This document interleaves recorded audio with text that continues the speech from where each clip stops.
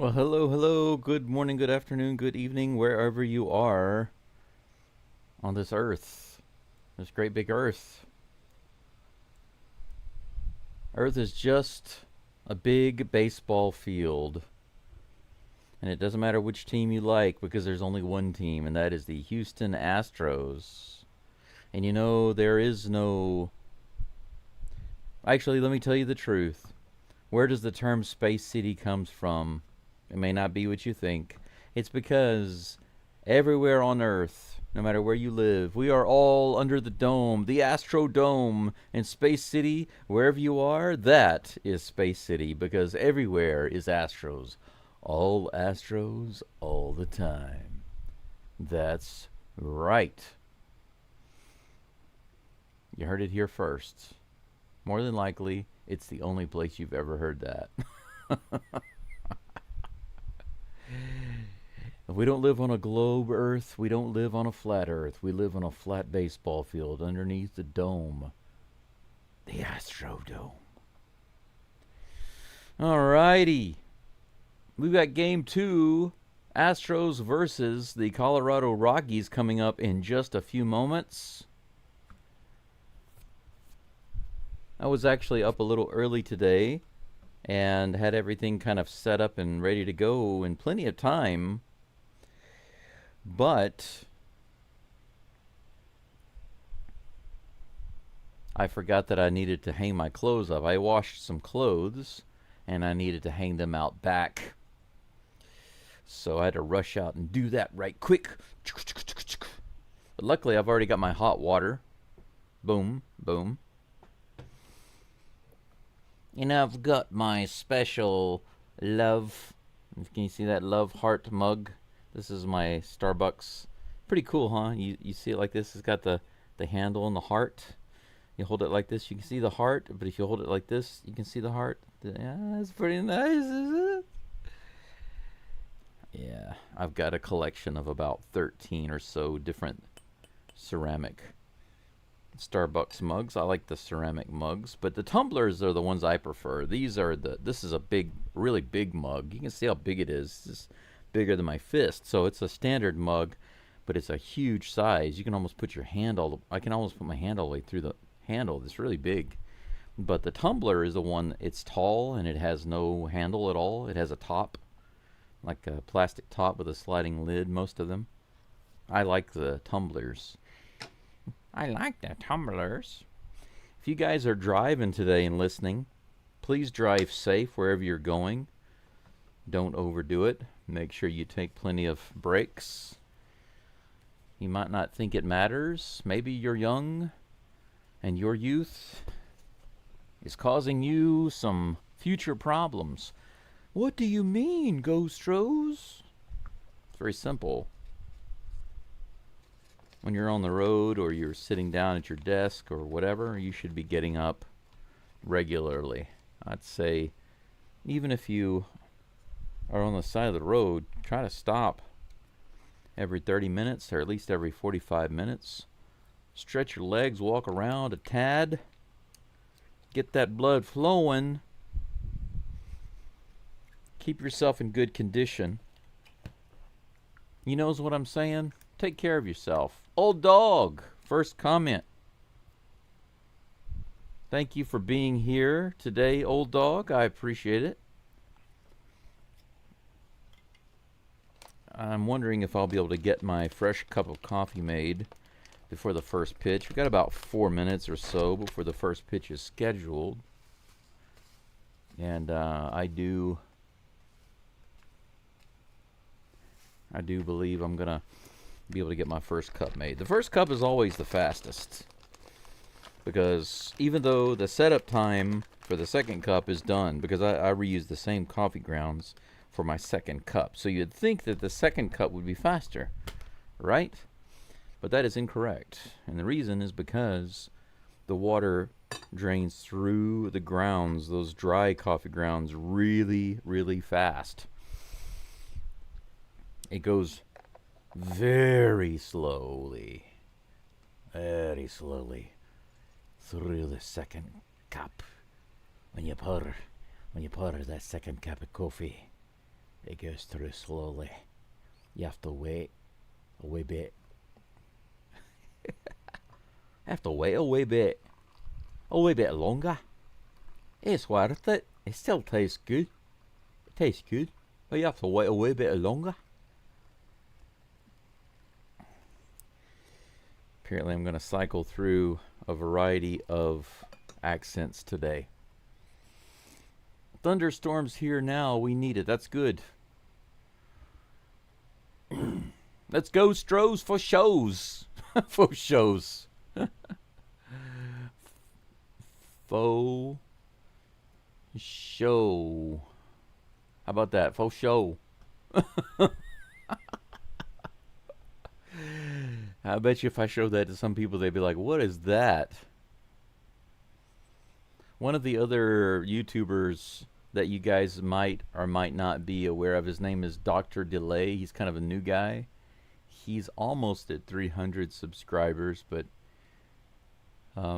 he was in his live stream the other day, and I just stopped in to say hello and give him some words of encouragement. But he was wondering how to say my name, Geaux STROS. He doesn't know it's like a French thing, so he doesn't know if it's Joe or Jokes or Gokes. It's really funny. My Japanese friend Koji, he speaks pretty good English, but he doesn't know anything at all about French or Louisiana French culture or anything like that. So he has no idea about the Go thing, Go or any of those things. Faux show, that's right, faux show. Let's go. Faux show. Astros lineup they're talking about right now. I guess I can go ahead and get on that right quick. Paredes is leading off the batting again, playing third base. Meyers, number 2. How about that? Do you guys think you would have been able to guess that at the beginning of the year, that Meyers would be batting second in the lineup? Jose Altuve is playing second today, which I'm happy about. He's batting third, followed by Cam Smith in right field batting cleanup. Christian Walker batting fifth. They moved him back up. So I guess all Walker has to do is have a decent game, and then he gets moved up in the batting order. But he can be bad for months, and it takes a long time to get moved down. But as soon as he has a good game, they move him up. Diaz is catching today, batting sixth. And let's see here. Cooper Hummel batting seventh in left field. Shay Whitcomb. Shay Whitcomb is in the game today, batting DH in the 8th spot. Mauricio Dubon at shortstop, filling in for Pena, batting 9th. Looks like we're ready to go here with Paredes at the plate, facing Austin Gomber. First pitch right in there, 88-mile-per-hour fastball, strike one to get the game. Fox at Bat says, hi, Go. Today Astros win. I certainly expect that. Next pitch to Paredes inside. Almost clipped him. Let's see here. I need to move that around a little bit. There we go. That's better. 1 ball, 1 strike. Here is the pitch. On the outside edge. Knuckle curve, 75 miles an hour. Strike 2. Here comes the 1-2 pitch to Paredes. This is hit pretty high. It's going to float out into the crowd. Big fly ball. Just now landing in the crowd. That was a towering fly ball. Shoot says, are the Astros incompetent or what? Huh?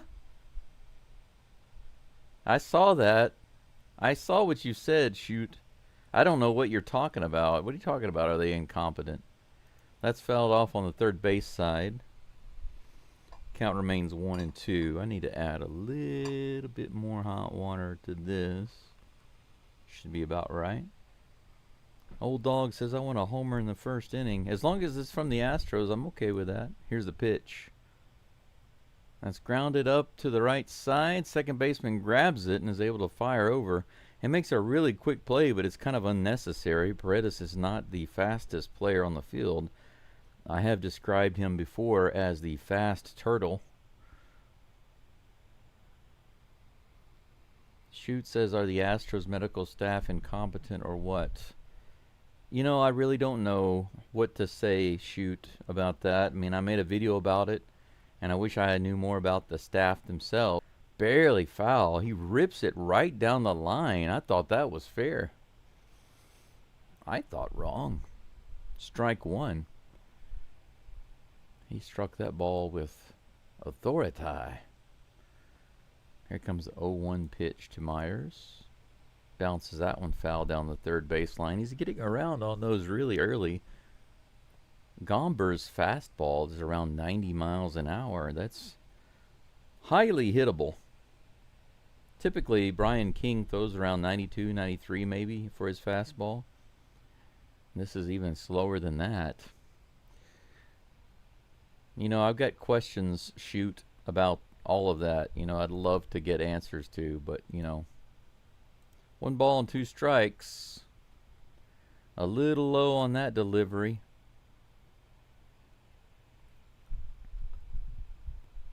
You know, Meyers is actually 4 for 6 against this guy. Here comes the next pitch. Hey, this one does get down the line. How about that? Meyers all the way out to the wall. He's going to be on second base. How about that? Meyers kept threatening. He was ripping that ball down the line over and over and over again. He fouled onto that side like 3 times, and finally he nails it. He didn't play over there. He kept playing him on the other side of the bag, and he paid for it. Meyers made him pay for it. What a slow third baseman. 1 away, runner on second. Altuve at the plate. Here's the pitch. He shows bunt, and he gets it down the third baseline. That's got to be an infield hit for Altuve. There is no play.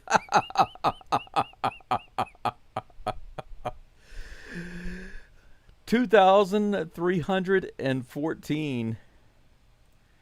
Wow.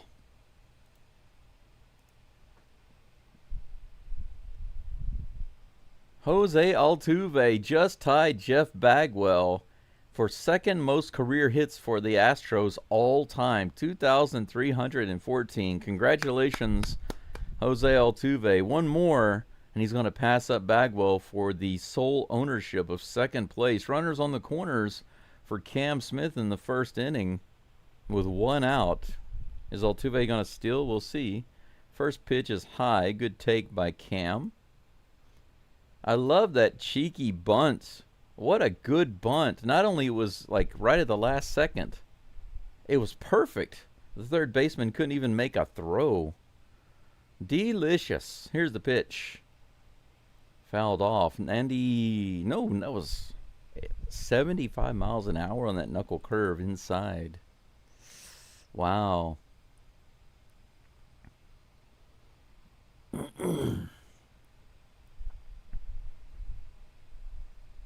Howdy, everybody. John, Jordan, welcome in. Kind of a half swing foul tip strike there for Cam on the 89 mile per hour fastball. 1 ball, 2 strikes. Come on, Cam. We need a hit here, man. You can do it. You can hit this guy. Jake Meyers was getting around on him early every single pitch. If he can do it, I know you got the energy to do it. Come on. Come on, young dude. Here's the pitch. Fouls that one off. 78 mile per hour knuckle curve. Count remains 1-2. We have runners on the corners with 1 out in the top of the first. Altuve is a great bunter. I also like when he doesn't announce that he's bunting. He just suddenly lays it down, and then he gets an infield hit out of it. It's great. Here comes a 1-2 to Cam. Fouls it back. 90 mile per hour fastball. Yep, Fred. Jose does it again. 1 more hit, and he'll be second all time on that hit list. He's got a little work to do, though, to catch up to Geaux. Here's Meyers scores easily. Altuve goes to second base. Runners on first and second with that RBI single. How about that?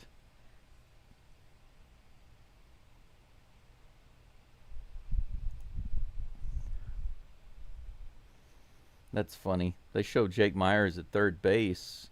He actually slipped at third.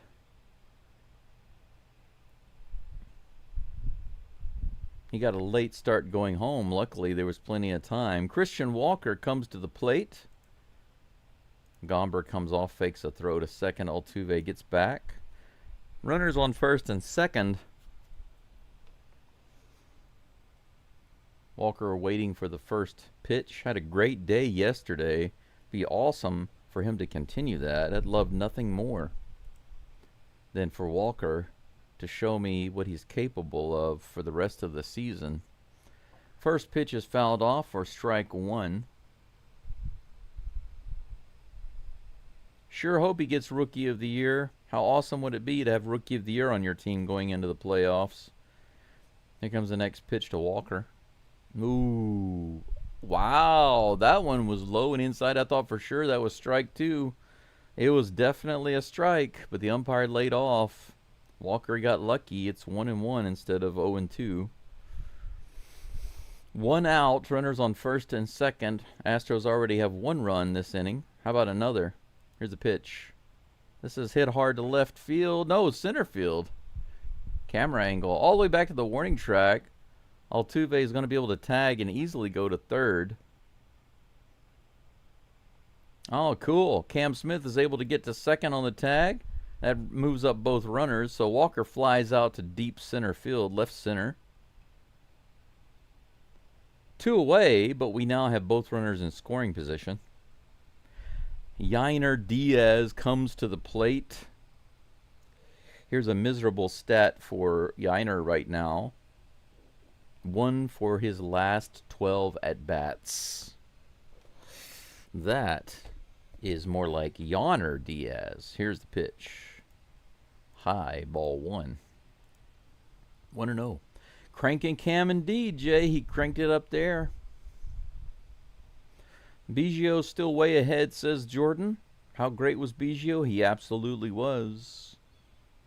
I love Altuve, but I doubt he catches Biggio. This one's fouled off. Wow.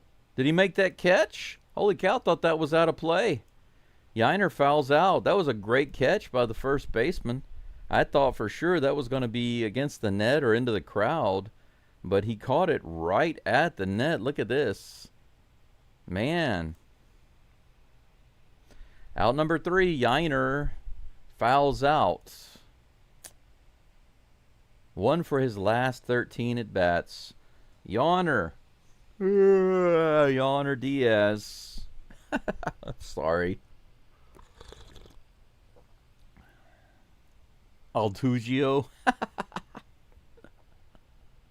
I like Altuve. That's my favorite Astro.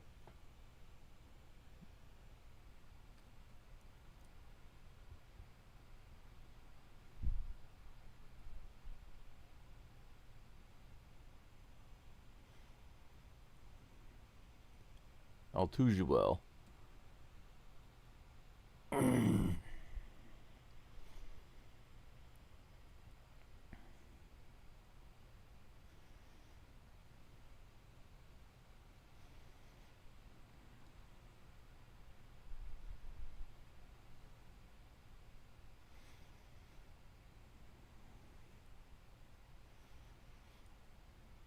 Yeah, this guy I like. Jeff,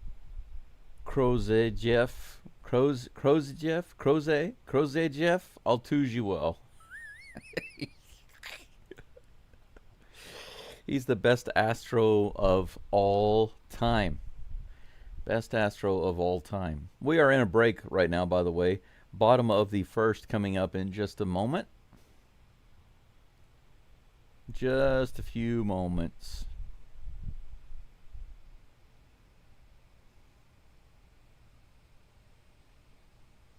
Just a few moments.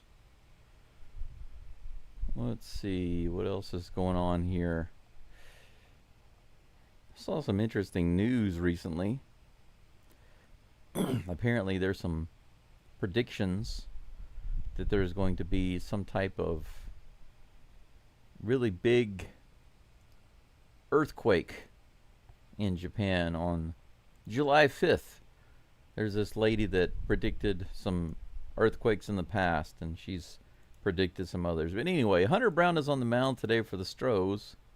First pitch is in there for strike one against Tyler Freeman. 96-mile-per-hour stinker. Big Tuve. Here comes the next pitch. In the dirt and all the way to the backstop. Ball one. It might be a ball. When you throw it in the dirt, typically a ball. Unless they swing and miss. But if they don't, it's typically a ball.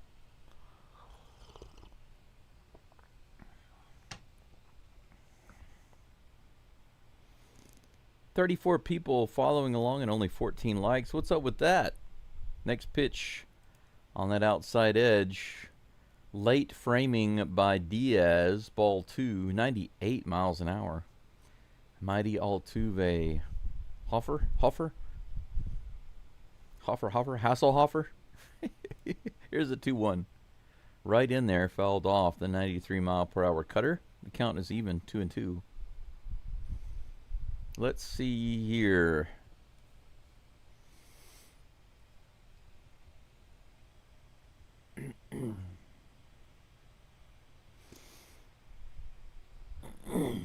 Here's the 2-2 pitch from Brown. Outside. Full count. The 97-mile-per-hour fastball missing. 19 likes. That's a little better, but that's still only half of the followers we have right now. We've got 38 people listening in. More likes. Onegaishimasu. Here's the pitch. Ground ball to the right side, picked up by Walker. He bobbles it and tosses it to Brown at the last moment, who covers the bag. Good play. A little bit of a bobble there by Walker, but he's able to recover and make the play.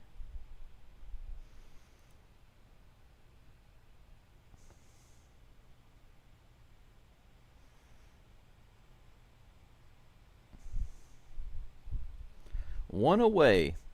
Tyler Freeman grounds out to first base. Hunter Goodman is now at the plate. Nobody on here in the bottom of the first with one out. Here comes the pitch from Brown. That's right in the bottom of the zone. Good pitch. 96-mile-per-hour stinker. 0-1. Goodman is the home run hitter, I believe, for the Rockies. He's got 16. Had, what, 2 yesterday? Here's a pitch. High. 1 ball, 1 strike. Yeah, that's right. Hall of Famer. Hoffer. You know, maybe the people, if Altuve gets into the, or when he gets in the Hall of Fame, the people that don't like him, they call it the Hasselhofer. That would be a Hasselhofer. The Hall of Famer that hassles you. That bothers you. The Hasselhofer. 2 balls and 1 strike to Hunter Goodman. Here comes a pitch from Brown. Swing and a miss. Nice high fastball. Took a little off of it. 95 miles an hour. 2 balls, 2 strikes. Viewers have gone up a little bit. 48. We're almost at 50 right now. Thanks for being here, guys. Make sure you like the live stream. Got 24 likes right now. Would prefer to have more than 30 with this many viewers. Next pitch from Hunter Brown on the way. 2 balls and 2 strikes to Hunter Goodman. Here it comes. Grounds that one to Dubon. Dubon fires over to first. Bad throw, but Walker is luckily able to scoop it up for out number 2. Come on, Dubon. Come on, Doobie. Nice scoop at first base, but we can't always rely on that.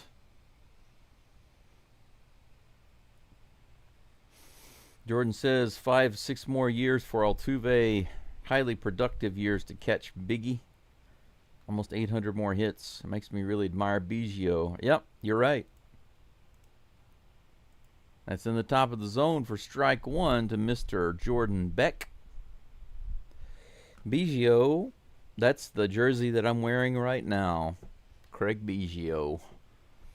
But I've got my Altuve jersey on the way. Can't wait to get it. Here it comes. Pitch. That should have been strike 2, and it was. Delayed call by the umpire. 96 in the very bottom of the zone. He took so long to call it. Hey, there's my favorite player. He's my hero. Jose Altuve. Here comes the 0-2. A little far outside. Ball 1. Nobody on. 2 outs. 1 ball, 2 strikes to Jordan Beck. Hunter Brown looking for his first strikeout. He's got 2 ground outs so far. And this one might be a fly out. It's over to right field. Cam Smith is underneath it. And he puts it away for out number 3. So no strikeouts for Hunter Brown, but he has no problem getting through the inning with about 10 pitches. 3 up and 3 down, no hits. 3 hits for the Astros. 1-0 at the end of 1. The Houston Astros over the Colorado Rockies. It's nice to see the Astros get at least 1 run on the board in the first inning. Now, this is where a lot of people start saying, this is the only run that will get the whole game. This game will end up 1-0. If we score no other runs against the Colorado Rockies, then I might as well just go ahead and hang up my microphone for this year.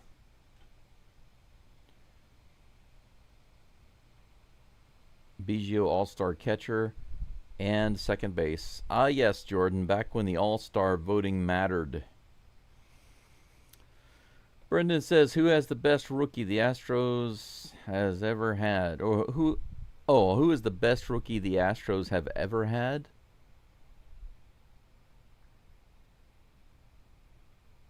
Old Dog says Cesar Cedeno.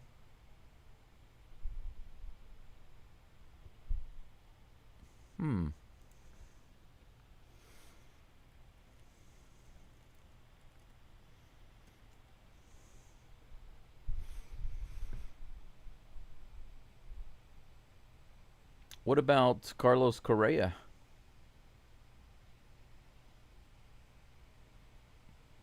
Jeff Bagwell is possible. Lance Berkman. Even Yordan Alvarez is possible, but I don't think I would go with Alvarez. But Correa's rookie year, American League Rookie of the Year, great on offense and defense, 22 home runs, 63 RBIs, 279 batting average. Defense was amazing. Definitely worth considering. Cooper Hummel is at the plate. Here's the first pitch to him. He rips that one foul. That's actually the second pitch. I missed the first one. The first one was a ball, so it's 1-1 right now.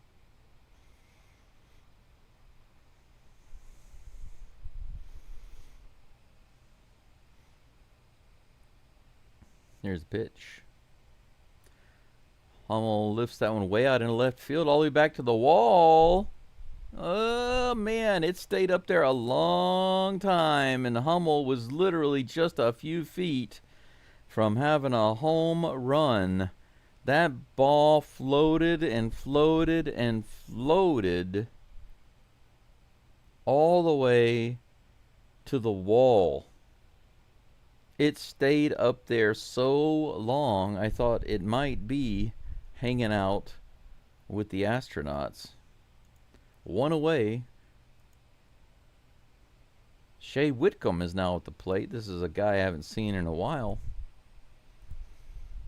Swing and a miss on that first pitch for strike 1. Here's the next pitch. Another swing and a miss, strike 2. It looks like he's trying to do something immediately, but he's down in the hole. Richard Hidalgo. That's a name I haven't heard in a long time. Here comes the 0-2 pitch. Whitcomb takes that one. Thankfully, it's in the dirt. 1 ball and 2 strikes. 1 away, nobody on.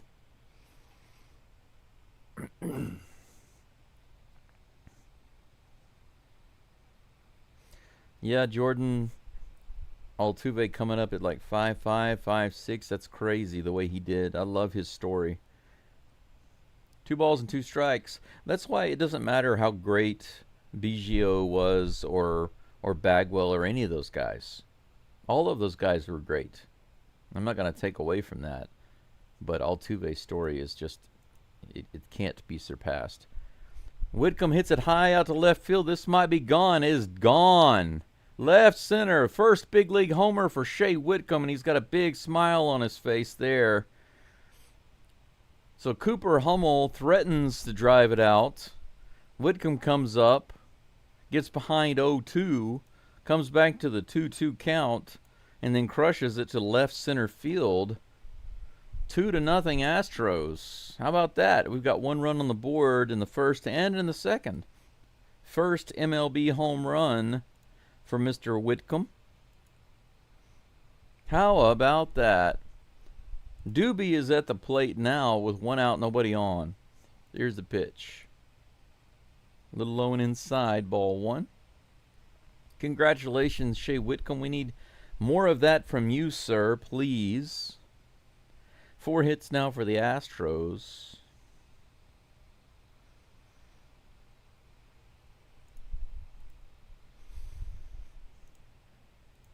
Strike 1 to Doobie. 1-1. Old Dog says, keep your mic. Keep it? What do you mean? Dubon hits this one out into center field. That's going to be easily playable for out number 2.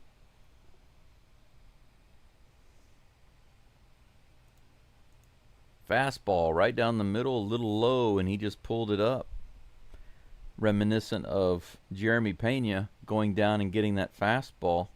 But, you know, Gomber doesn't have a really fast fastball. It's only around 90 miles an hour. Still, good hit. Go down and get it, crank it out. How do you like that? Back to the top of the batting order. Isaac Paredes is at the plate. Here's the pitch. That's inside for ball 1. Old Dog, you said keep your mic, but I'm not sure what that means. Keep your mic. Keep my mic what? What do you mean? Help me out here. Fouled off. 1 ball, 1 strike to Isaac Paredes. 2 outs, nobody on. 2-0 Astros. John says we have our replacement shortstop for when Pena walks. Well, you mean Whitcomb? I'm not so sure. We'll see. This is a little bloop into right field. Paredes got jammed inside, and he muscled it out into right field for a single. That's the 5th hit of the game for the Astros.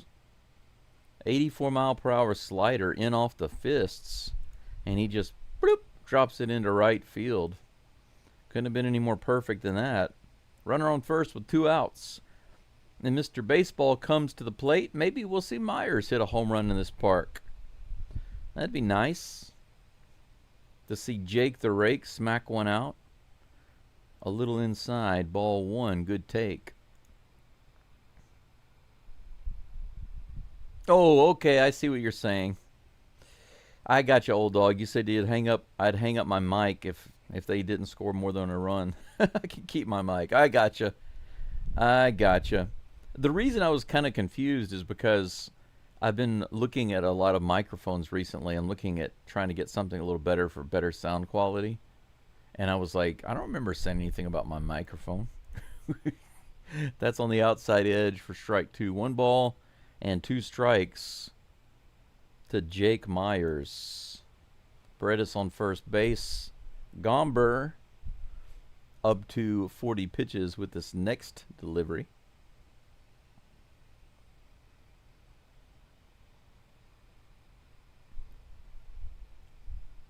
Here comes the next pitch to Meyers in the dirt. Good take. 2 balls and 2 strikes. Hey, Butterfly. Go STROS indeed. Good to see you here. 29 likes. Yeah, it looks like you got 29. 54 people. 55 now. If you haven't liked the live stream, please do so and jack that up. We should be over 40 now. High and outside. Good take. Meyers working the count. Working it. Meyers out there on the street corner working it. 3 balls and 2 strikes. Here comes the pitch. A little outside, ball 4. Hey, look at that. We got 2 guys on with 2 outs. The inning continues for Austin Gomber. Jake the Rake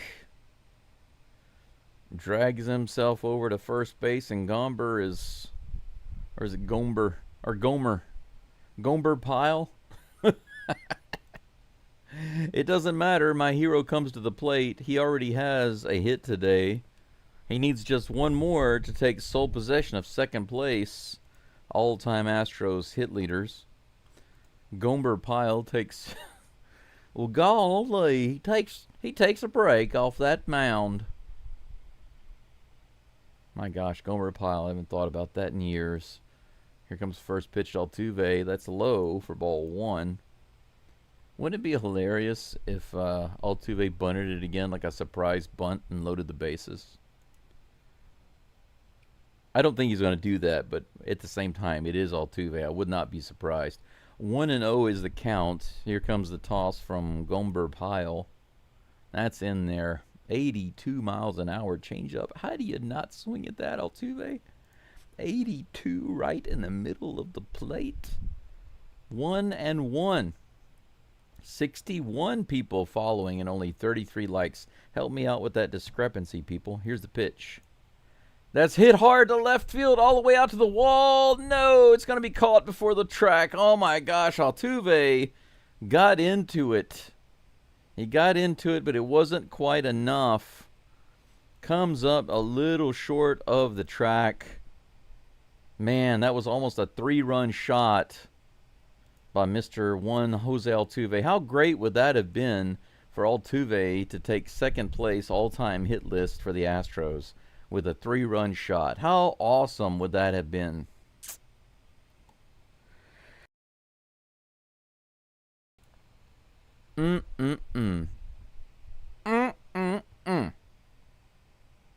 As it stands, 5 hits for the Astros and 2 runs.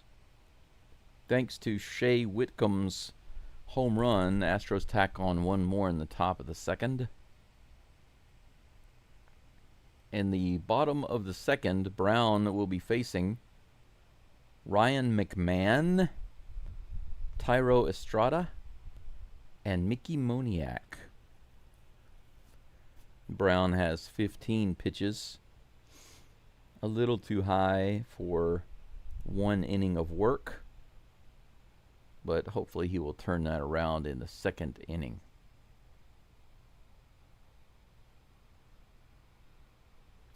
Houston, Texas Dave asking about the over-under.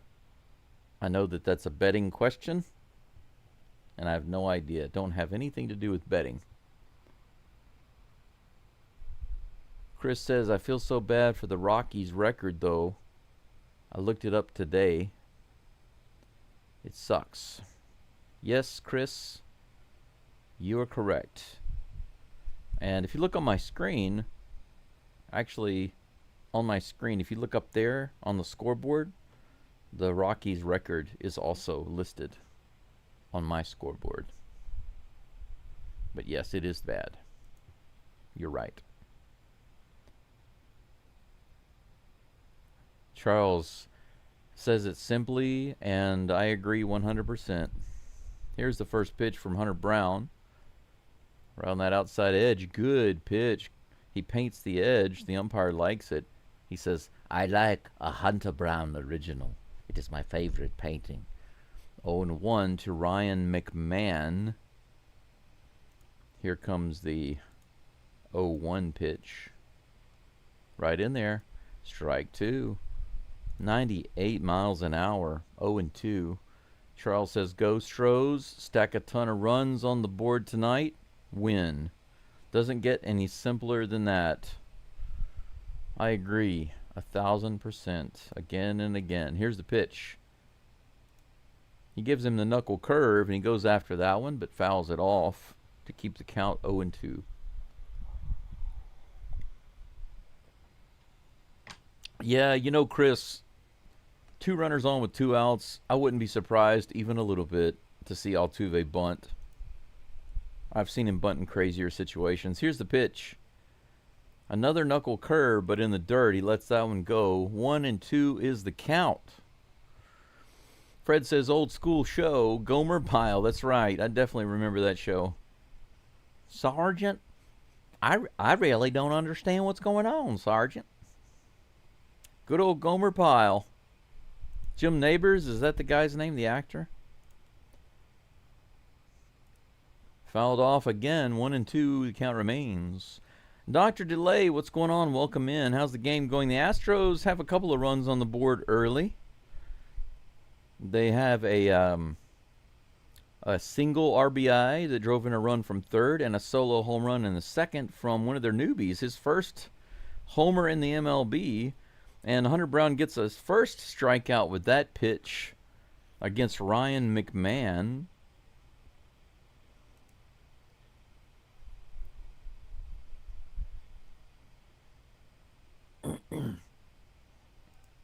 They just brought a hot dog to Framber Valdez, one of the kids.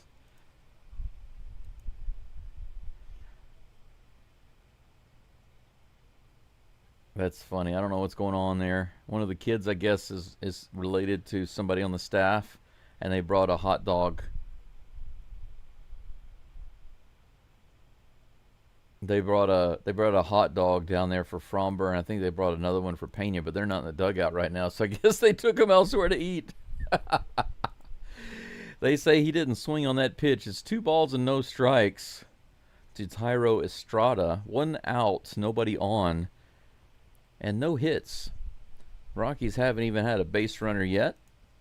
That's right in there for strike 1. 2-1.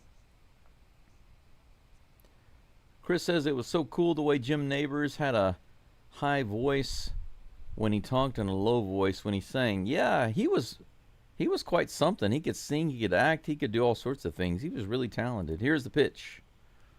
This is grounded up the middle, and it's going to get through. Altuve can't get to it. Right under Hunter Brown and straight up the middle. So Thairo Estrada is on, the first base runner and hit for the Rockies this game. 1 out, 1 runner on. Yep, the reruns are probably going to be on forever. Can't imagine them ever taking off reruns of Gomer Pyle. Here comes the pitch to the next batter. We've got Mr. Mickey Moniak at the plate. High and outside for ball 1. Chris says, I don't feel badly enough to lose on purpose, though. If I had a choice to crush them or lose, I would crush them, of course. Here's the pitch. This is hit hard. It might be gone all the way out to right field, and it is. He puts it into the bullpen, the Rockies bullpen. Hunter Brown gives up a 2-run homer. How about that, guys? Didn't see that coming. 2-0. 2-2 now. Astros work to get a run in each inning, and the Rockies come back with 1 swing and tie it up. 94.5, and he put it right in the middle of the plate. 4-seam fastball, 94.5 miles an hour, right in the middle of the plate. Almost no movement at all. 2-2. Here comes the pitch. Next batter is at the plate. That's a strike. 85-mile-per-hour knuckle curve to Michael Toglia. 2 hits for the Rockies only, and they've tied the game up already. Here's the pitch.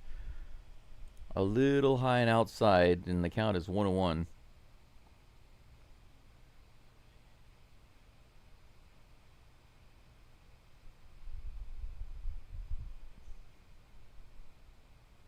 Here's the next pitch. Swing and a miss. Strike 2. 1-2 is the count to Toglia. Delay says, can I make a safe assumption and say that you like anime? I do, but I'm not the big anime freak that you think I am. I mean, it looks like that, but the main reason is because I live in Japan. 97 miles an hour outside. That's ball 2. The count is even 2-2. I live in Hiroshima, Japan, so the house that I live in, I bought this house. It's about 200 years old. Next pitch. Swing and a miss. Hunter Brown picks up another strikeout there. Puglia goes after it, 97 miles an hour. Can't get to it. 2 away. Probably could have used that 97 mile per hour pitch on that home run instead of a 94 mile per hour pitch. Just saying. It's kind of strange to see Hunter Brown throw a 94 mile per hour fastball, isn't it? Don't usually see him throw anything that slow in the way of a fastball. Here's the pitch. Way high.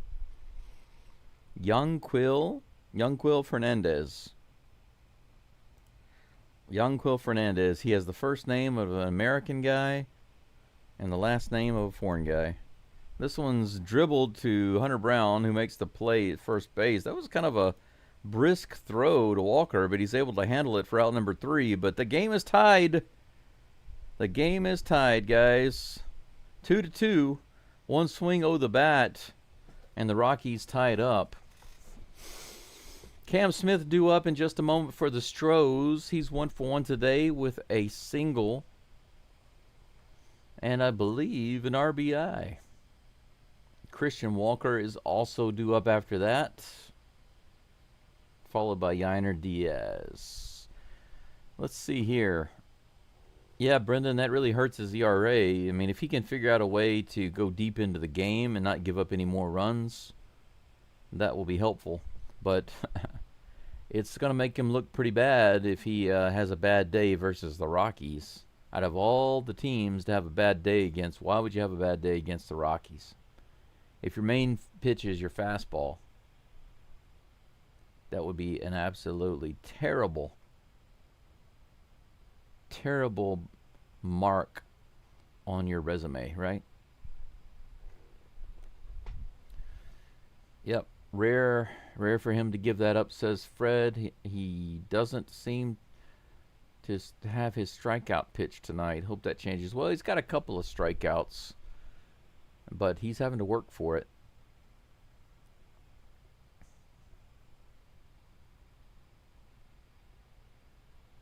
Yeah, you know, Dr. DeLay, you probably know the word otaku, right? I'm not an otaku. I love Japanese culture and a lot of things Japanese. That's the reason why I got this house. This house is what some of my Japanese friends call a samurai house.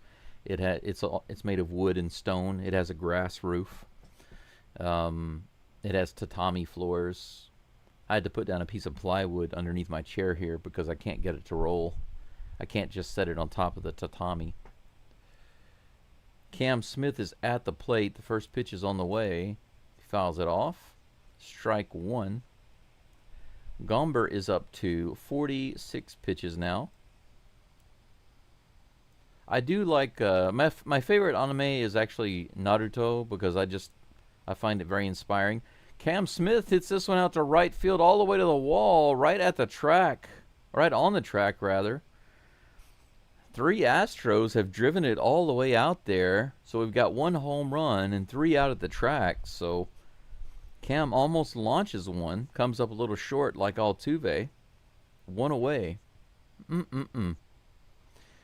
But I do like to go to the cinema, Dr. DeLay. I like to go to the cinema and watch some Japanese movies sometimes. I did study a little Japanese for a while in school, so I have a level of understanding of Japanese, although it is very modest. Ima made jouju jarimasen. Just can't speak very well yet. And that ball's in the dirt for ball 2. 2-0 to Walker. 1 away, nobody on.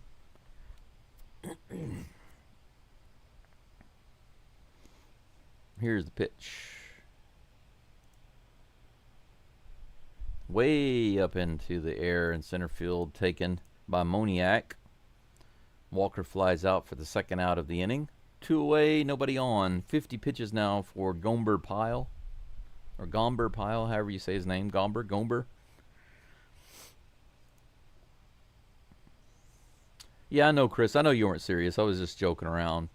But some people would think that way. It's like either you let the other team win or you completely destroy them. You know, some people say, well, I can't destroy them. Yainer hits it to the shortstop, but he bobbles it. That should have been out number 3 easily. but he bobbles it, so Yiner is going to be on first base. So, you know, if you can't get on, if you're 1 for 13 at the plate, and you can't get on otherwise, you might as well get an error.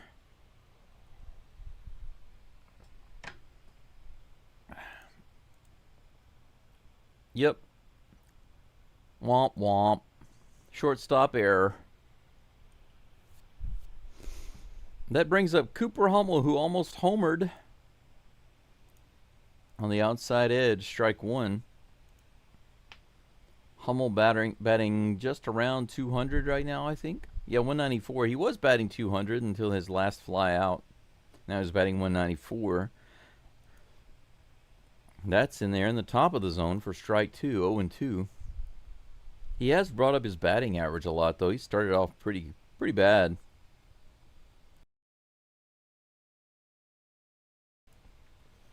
Not that he's had a tremendous amount of at-bats, but he's had a decent sample size. That's high and outside for ball one, 1-2. 2 outs, Yiner on first. Astros haven't scored a run yet this inning. Yet.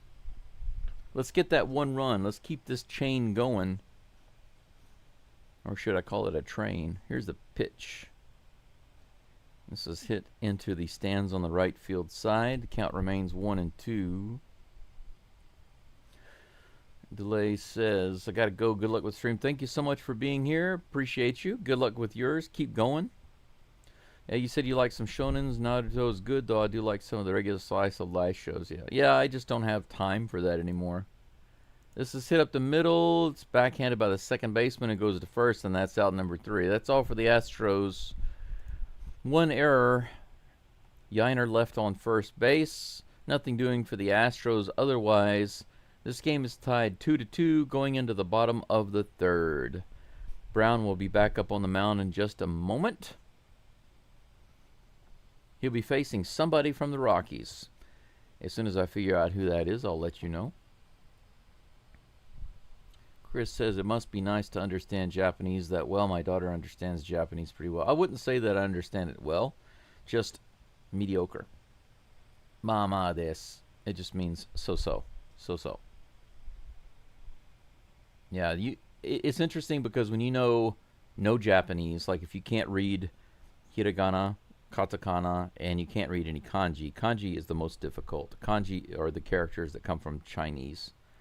Hiragana and katakana are basically phonetic sounds that you can use to write any word. Any words can be written in hiragana and katakana, but once you learn all of those, which is not difficult, and then you learn some of the kanji, maybe a few hundred kanji, you realize, you start to be like, oh man, I can understand a lot more than I used to. But at some point you start to realize just how little you really know. But I will say this, the amount of vocabulary that people need to understand to use English properly is night and day. Absolutely night and day. We really proficient English speakers don't realize how good we have it.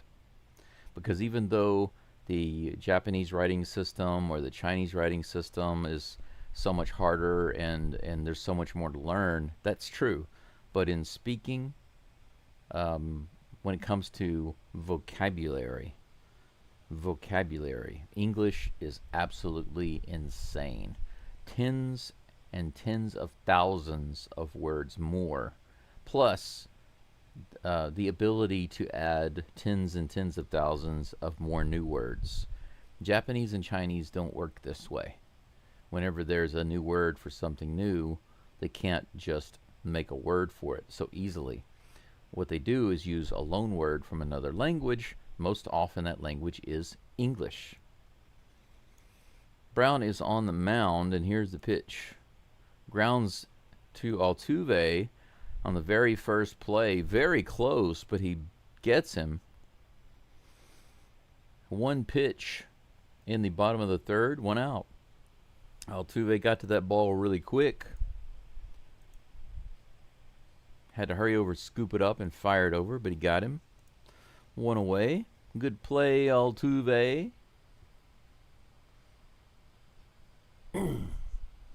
Braden says, how do you get Space City Home Network in Japan? I use MLB TV, my friend. Here's the next pitch. Outside and in the dirt for ball 1 to Ryan Ritter.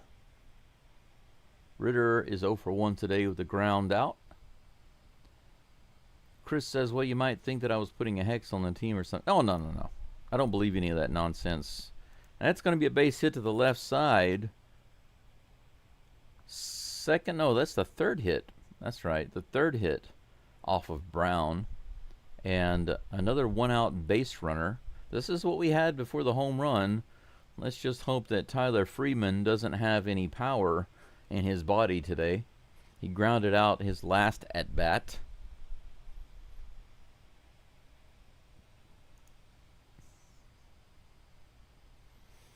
Caesar says it's going to be a difficult game, but the STROS will overcome. I believe so. But I don't think it'll be a difficult game. It shouldn't be. If it is, it's just because the Astros make it difficult for themselves.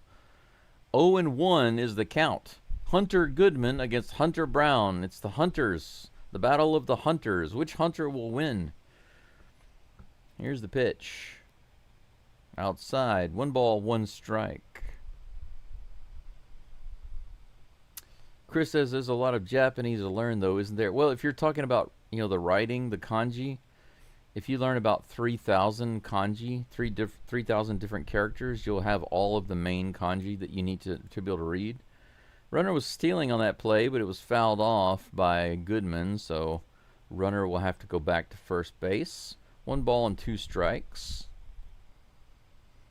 But as far as vocabulary, you don't need nearly as much vocabulary in Japanese to say the things that you need to say. It's not like English. It doesn't work the way English works. Here comes the 1-2 pitch from Brown. Swing and a miss. Hey, how about that? You know what that means. Tommy likey? Tommy wants swingy.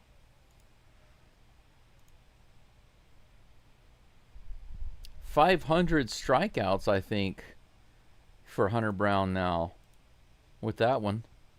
If I'm not mistaken.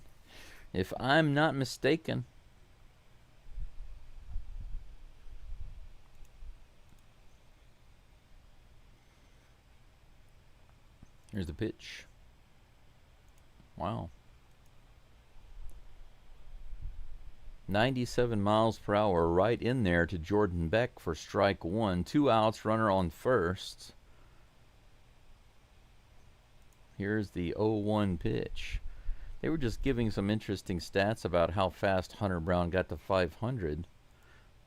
Basically, he's the second fastest Astros pitcher to get to that mark. McCullers in the dugout over there chatting it up. I really hope he can come along, man. I want him to do well. I just worry about him.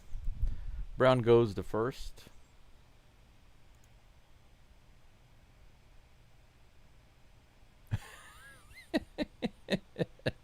These commentators are saying some really funny things. They're like, Lance McCullers in the dugout right now. It's like the veteran with a bunch of young pitchers and then a guy ordering hot dogs.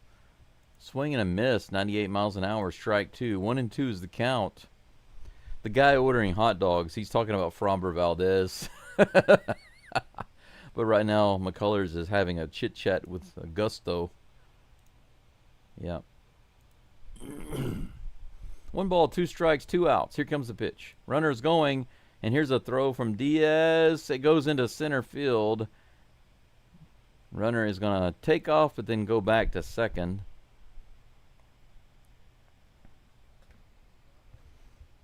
The throw was there. Mishandled by Altuve. That was a good throw.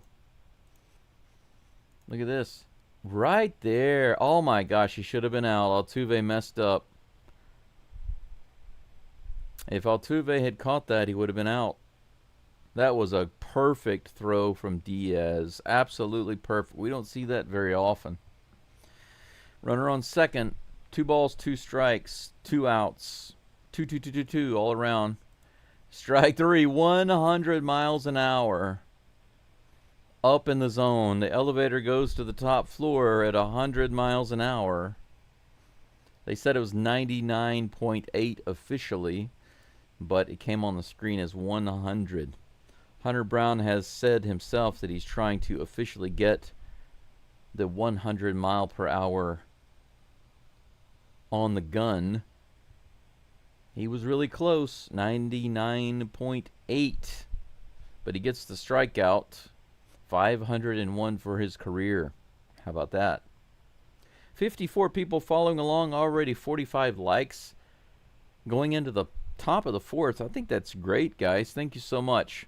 5 hits for the Astros, 3 for the Rockies. It's 2-2 in Denver. Take a look at the chat here. Chris says there are more nuances, I think, in English. Do you mean there's more nuance in English than in Japanese? Well, the strength of English, and I believe this is why English is used in the world for things like business and for international communication. If you've ever wondered about that, I used to wonder about that a lot. Why is it that English is the language that we're pushing all over the world? Why is it that they're using English for business and for communicating across borders and that sort of thing? Well, English has a couple of strengths that the other languages just don't have, or they don't have it easily. One of those is, like I mentioned before, the ability to just add new words. Because of the way that English works, it's really, really easy to just add new vocabulary. If you have something that's invented or something new, you don't have to use English to describe it. You use English to create a new word, and that word is connected to that thing.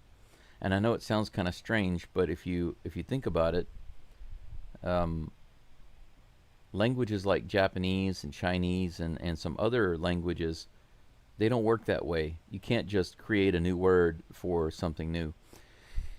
Pitch is on the way to, who's at the plate? Shay Whitcomb. He grounds that to third. Third baseman hops it over to first base to get him at the bag. One away. That's McMahon over there on third? Yeah.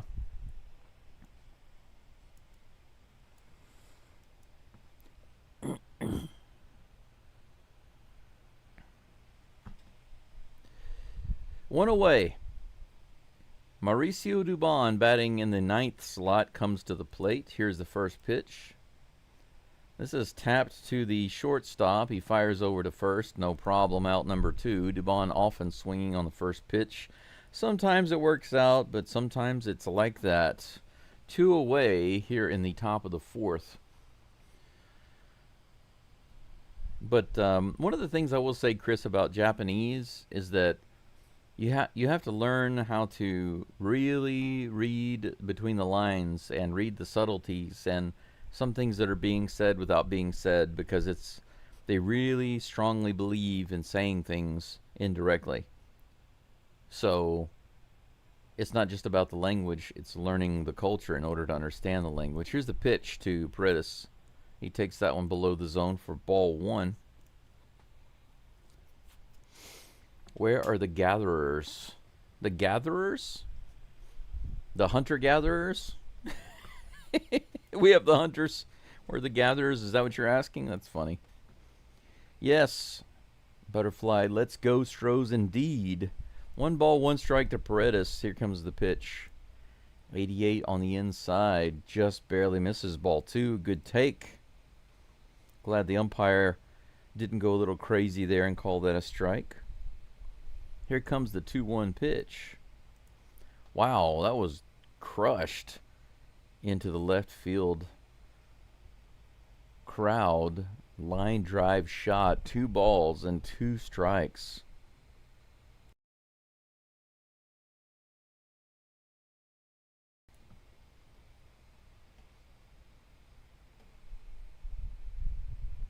Here comes the pitch.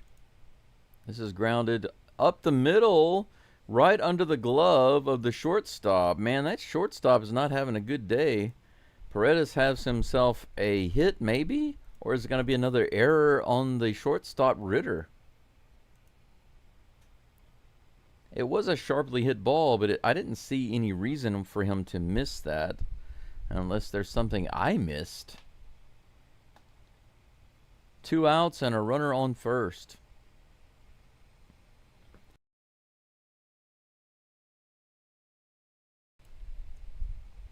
They're going to give him a base hit on that one.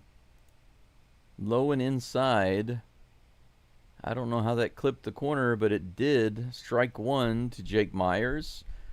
He's got a double today. Here's the pitch. He rips that one down the line. He's threatening again, just like he did the last time, getting around really early on that and going down the third baseline. It makes me wonder if that third baseman is playing on the line now, considering how Meyers has been ripping every single pitch down the line. 0-2 is the count. Gomber up to 66 pitches. Here comes his 67th. Little check swing there. Did he go? They say he did not. Ball one. 1-2.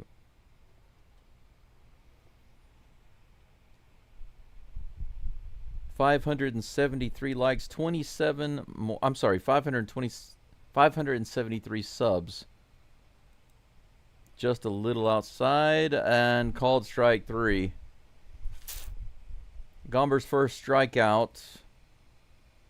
That was too close to be taken. It was a little outside of the zone, but too close to be taken. And that's it for the Astros in the fourth. They leave Paredes on first base. Game is still tied 2-2 going into the bottom of the fourth. Right now, guys, let me show you this. This is my live subscriber count. I've got currently 573. Just 27 away from 600 subs. If you like the Astros, I invite you to subscribe. I sometimes check out my analytics, the data for my channel in the YouTube studio, which shows me what percentage of people are actually subscribers and what percentage of people are not. And I believe right now it's hovering around 44-45% are not subscribed. And right now I've got 64 people following. And out of all of those people following the live stream, almost half aren't subscribed. If you are a Rockies fan, I can understand why you would not subscribe. But if you're an Astros fan, I would invite you to do that right now. My current goal is to get to 600 subscribers before the All-Star break. Our last goal, we met it very easily. We got to 500 before the end of last month. And I'm very, very happy about that because it happened so much faster than I was expecting. But it would be really nice to get to 600 before that All-Star break. So join me in the push. Join me in the push. You will join me in the push. You will like it. You will grow to love it. You will like it very much. If you do not, we will take you down to the camp. Put you in the camp. You may never see your family again. That would be the non-subbing camp, I guess. Ryan McMahon is at the plate. First pitch from Brown is in there for strike one. Next pitch is also in there but fouled off. The knuckle curve. 0-2, just like that. Chris says so many things are inferred in Japanese. Yes, because it's... Unless you're in a very close relationship with somebody, it's disrespectful to just say things directly. Fouled back. There's an expression here in Japanese, and it basically is about reading the air, reading the room. And it's expected that everybody knows how to do that. Now, of course, it's, kids have to learn that over time socially, but for adults, everybody is supposed to just kind of know that and follow it. Outside, ball one, 1-2. I was talking with one, just to give you guys an idea of how strict it can be sometimes and how restrictive, because it is, I would say sometimes Americans are too far on one side and Japanese are too far on the other, and I'll give you an example in just a moment. Here's the 1-2. Fouled off. The count stays 1-2. McMahon batting lefty at the plate. That was a 99 mph fastball. But basically, I was talking with the head English teacher at one of the schools, and this was a Japanese English teacher. Here comes the 1-2 pitch. In the dirt, ball 2, 2-2. And we were talking about an analogy where everybody's on the same boat out to sea, right? And you've got a captain, and everybody gets together and has a meeting. And you know that what the captain is doing and where he's leading is not good, and probably things will get worse. Everybody knows the same thing. Here's the 2-2 pitch. Fouled off. Count stays 2-2. So if you get together, you have a meeting, you would think that some people, at least a few people, would speak up and say something, right, to the captain and say, hey, listen, this course we're going isn't working out. There's a storm. We're heading right into the storm. It hasn't been good for us. We think we should go in a different direction. You would think so, right? Here's the 2-2. He fouls this one off again, off into the crowd. Wrestling with Hunter Brown. Nobody on, nobody out. 2 balls and 2 strikes to McMahon. But here's the thing. Even in a situation like that, if you raise your hand and say, hey, this is a problem, then you will be viewed as the troublemaker. In the dirt, full count. Think about how crazy that is. Even though you speak up and you point out the truth and everybody secretly agrees with you that you're right, that where you're going and what you're doing is probably not good. Swing and a miss. Strike 3 on the 89-mile-per-hour changeup, so the fastballs keep getting fouled off. Hunter Brown finally comes in with a changeup. Bottom falls out, and he gets the strikeout. Nice choice there. 1 away. Thairo Estrada comes back to the plate. Here's the first pitch. Right in there, strike 1. So basically in Japan, the person who speaks up and says something is viewed as rocking the boat. So it doesn't matter if the captain is bad or what he's doing is bad or where he's leading you is bad. It doesn't matter if everybody knows it. It's that if you speak up and say something, then you are rocking the boat, and so you'll be viewed as the problem maker, the troublemaker, not the captain. That's how it can be in Japan. Here's the pitch. This is grounded up the middle, and that's going to get through. Dubon is not able to get to it. Estrada is on base again. 2 base hits for him. And I believe that's 4. 4 hits for the Rockies. Yep, that's right, 4. Mickey Moniak comes to the plate.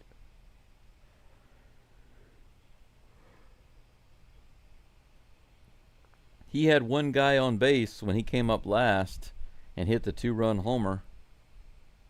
Now he's got another guy on base, same situation. Here's the first pitch. Fouls it off. 97 mph on that one. Yeah, we need a Hunter Brown record. That'd be nice. We need a win. Hey, Lewis. Good to see you. Welcome back to the family reunion.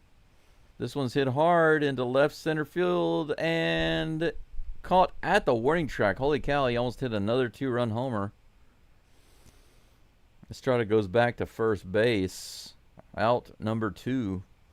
Man. Moniak almost drove another one out. Hunter Brown needs to watch that guy. Be a little careful, son. Hunter, what are you doing out there, boy? Be careful. Don't hurt yourself.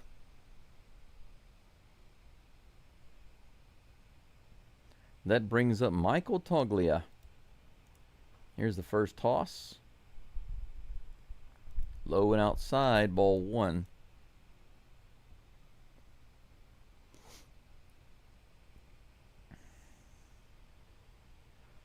Poglia batting lefty. Runner on first with 2 outs. 1 ball, no strikes. Here comes the toss. A little low, ball 2. Hunter Brown's pitch count is much higher than I'd prefer. This next one is going to be his 64th pitch of the game. That's going to put him at 16 pitches per inning on average. That one's in the dirt, but he swings after it. 2 balls and 1 strike.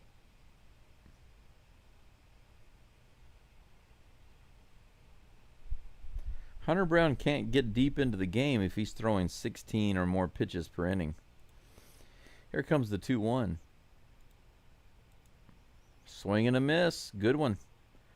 The nice knuckle curve. 2 balls and 2 strikes.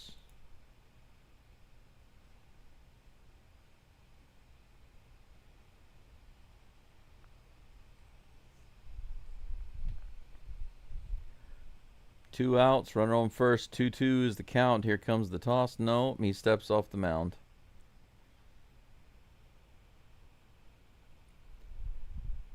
A little disengagement. Kind of a quiet chat right now. 64 people following along, but not a whole lot going on. One of those, a solo homer. Jose Altuve is due up. He'll be the leadoff batter in the top of the fifth. The fifth, followed by Cam Smith and Christian Walker. Hunter Brown can just Verlander his game. Well, I really wish that Hunter Brown could improve. He really does. He really does need to improve his ability to get those strikeouts more efficiently, because he's throwing way too many pitches.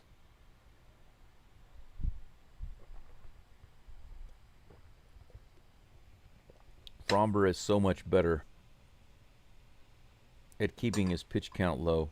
He can go deeper into the games. He even has the opportunity sometimes to go full games. Hunter Brown, at this rate, will never have a complete game. He'll never pitch 9 innings. Now, if I had to guess right now, will Hunter Brown ever pitch a full 9 innings? I'd say no. They're showing at Coors Field in Denver. Altuve's at the plate. Fouls that first pitch off for strike 1. 78 people following along right now. Thank you for being here, guys. Like the live stream if you don't mind. I'd appreciate that. Almost up to 80. Altuve bounces this one foul down the third baseline. Earlier, Altuve drove it all the way out to the warning track. Almost a homer. Nice little drive.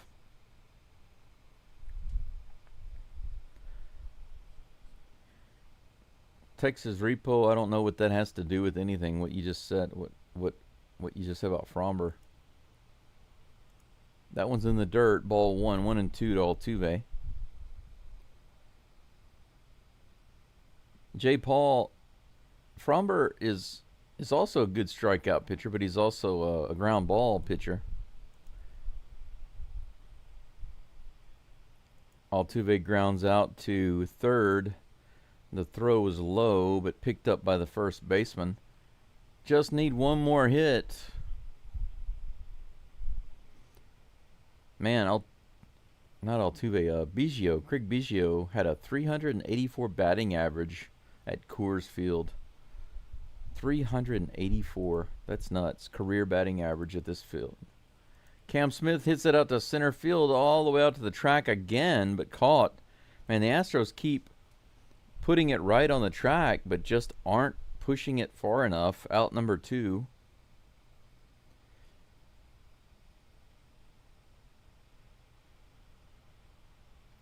Well, Jay, the higher pitch count, I don't care.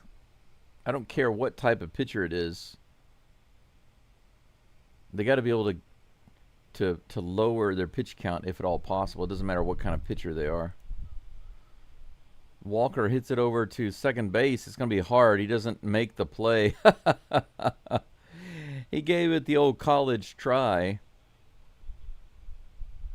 Little cue ball shot, I guess you could say, on the right side. Second baseman goes after it. Spins around and tries to make a play to first, but there's just no way he's able to get him. This is hilarious. He throws it way off the bag. Christian Walker on first base with a hit. Yainer Diaz at the plate. Yainer taps it down the third baseline, but just foul. But what I was saying, Jay, is whether it's a fastball pitcher or a curveball pitcher or a variety pitcher, whatever, I don't care about any of that. What I care about is, if they want to stay in the game, they're going to have to work on their pitch count. It doesn't matter what type of pitcher they are. If they want to stay in the game longer and be more use to the team, then they should find ways to keep their pitch count down.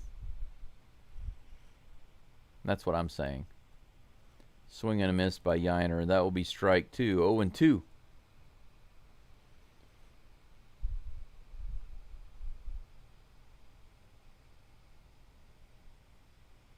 Chris says we need some more hits by the Astros, of course. Absolutely, I agree. Here's the pitch to Yainer in the dirt. Ball 1. 1-2. Christian Walker is on first base. 6 hits for the Astros.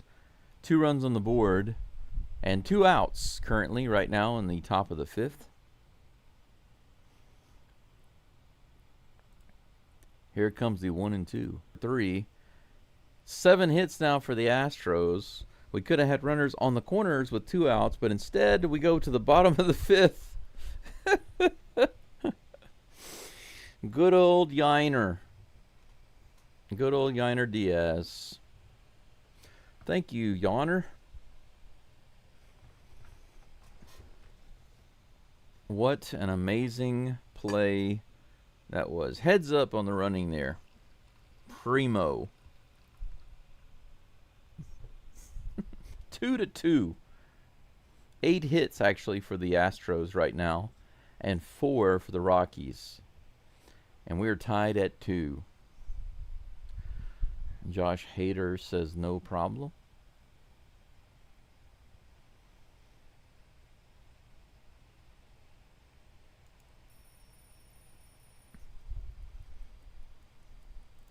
I'm going to go ahead and end this poll. Let's see what the poll says. How many of you care about the All-Star game? So-so, not a big thing, 38%. Could not care less than I do now, 33%. Slightly interested, 23%. Highly interested, only 4%. I'm not surprised about that at all. But I thought that could not care less would be the biggest percentage.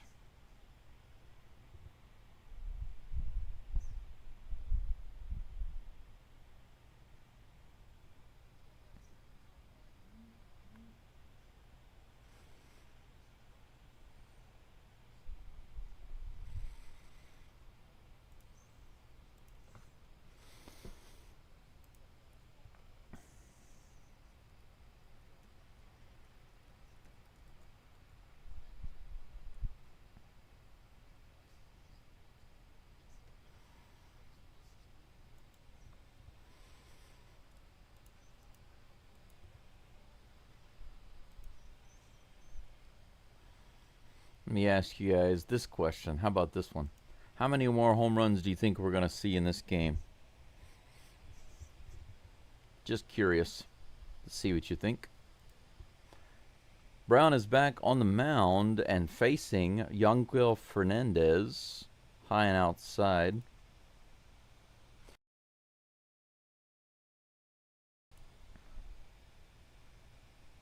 One ball, no strikes. Here comes the toss. High and outside again. Ball 2. 2-2. Jay says, give him a break. He hasn't been on base in a while. Yeah, poor Yainer. You got to get on base so you can get some experience. Here's the 2-0. Wow, in the dirt inside. Hunter Brown demonstrating a loss of control, or a lack of control, at least. 3 balls and no strikes. High and outside, low and in the dirt, inside. He's going to be taking this one, I'm sure, right down the middle. And he does. 96 miles an hour for strike 1. 3-1.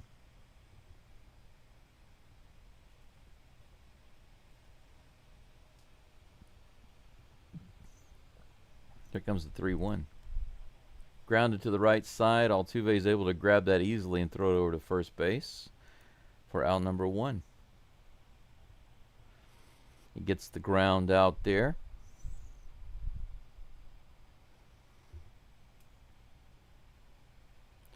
When rookies get to their pen, we'll get them. Well, you know what? This pitcher that's on the mound right now, we should have already been tearing this guy up. I mean, we do have 8 hits. But to only have 2 runs on the board, that's unacceptable. Ritter is at the plate now. That first pitch is in the dirt for ball 1. 1 away, nobody on. Here in the bottom of the 5th.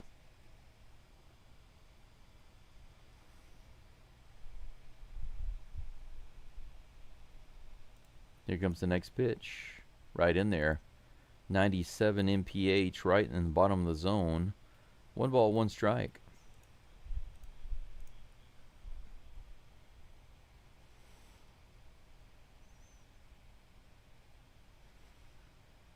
Here comes the 1-1 pitch. A little low and inside, just barely misses for ball 2. Close. 2-1.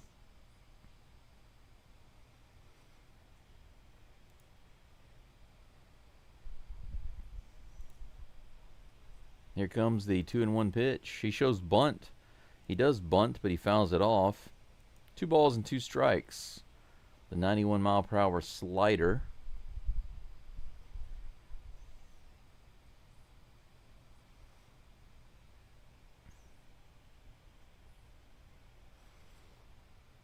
Well, Jay, Pena is very good at hitting the fastball.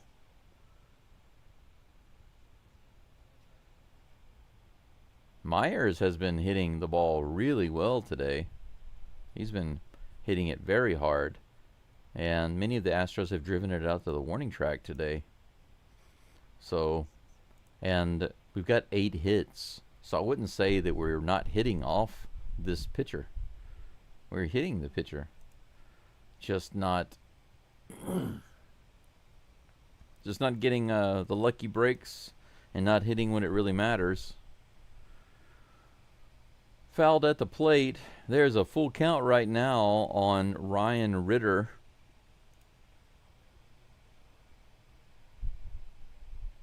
I mean, if you think about it, the Astros have batted 5 times, and they have 8 hits. If you multiply that out times 9 innings, that's a decent amount of hits. And to only have a couple of runs on the board is pretty pathetic. 51 likes. Yeah, it's over 50. That's great. Viewers have gone down just a little bit. It's still holding over 60 right now. Thanks for being here, everyone. Thanks for listening in. Wherever you are, if you're driving, be safe. Make sure you take plenty of rest. Stop and stretch your legs. Here's the next pitch. Fouled off. Count remains full. 1 out, nobody on. Hunter Brown up to nearly 80 pitches. Right now he's at 78. 26 more subscribers to go on the channel to get to 600. If you haven't subbed, I invite you to do so. Here comes the full count pitch.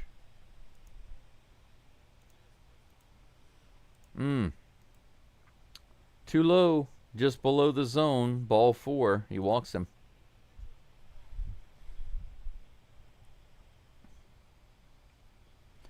We have ourselves a 1-out base runner. It seems that Hunter Brown likes the 1-out base runner in this game.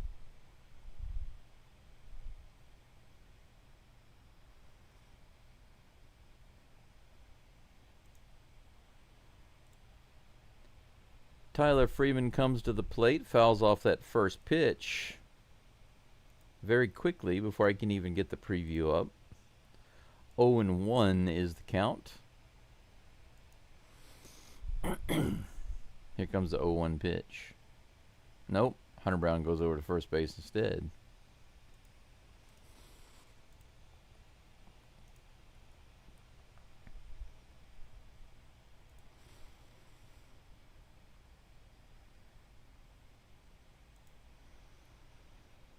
Oh and 1 is the count. The delivery is on the way. A little outside for ball 1. 1-1.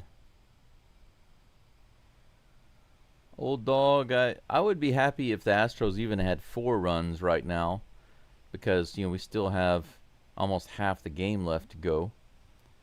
Runner is trying to steal, and this is hit into right field. His timing was excellent. He's able to make it over to third base. We have runners on the corners with 1 out. So Hunter Brown's starting to get into a little bit of trouble here. He's now up to 82 pitches here in the middle of the bottom of the 5th. The middle of the bottom of the 5th. Inside fastball, and he went opposite field. Wide open over there on the right side.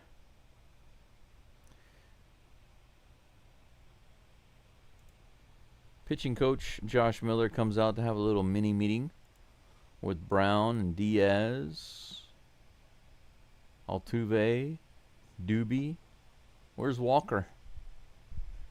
Walker doesn't want to be part of the meeting. I guess he didn't feel like walking over there. Walker's not much of a walker.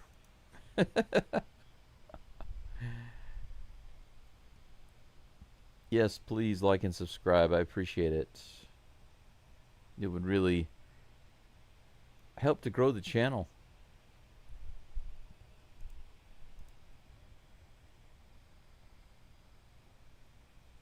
Need the DP. A DP right now would be really nice. Haven't seen one from Brown in a while. Here is the first pitch to Tyler Freeman. That's fouled off.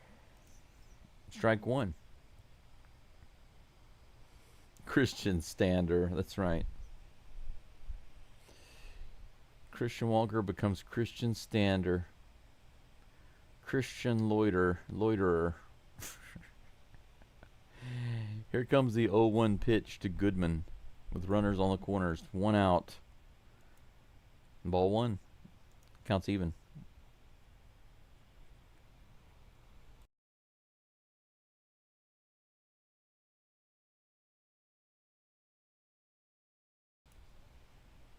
One. 1-1. Brown goes over to first base. Runner gets back. Runner gets back, no problem. That's good. That's real good. Even for a second cup of coffee. That's some good stuff. Even the Batman would like that. 1-1 pitch. On the way from Brown. Goodman does a check swing. Did he go? It looks like he did not. Outside for ball 2. Goodman, good man. If you want to be a good man, then give us a double play. Then you'll be truly a good man. Otherwise, you're just a so-so man. Here's the pitch. Another one way outside. 3 balls and 1 strike. Hunter Brown and Hunter Goodman having a little disagreement right now. Goodman not wanting to get with the program. Here comes a 3-1 pitch from Hunter Brown with runners on the corners. Fouled off. That was a good pitch right in the bottom of the zone. The cutter.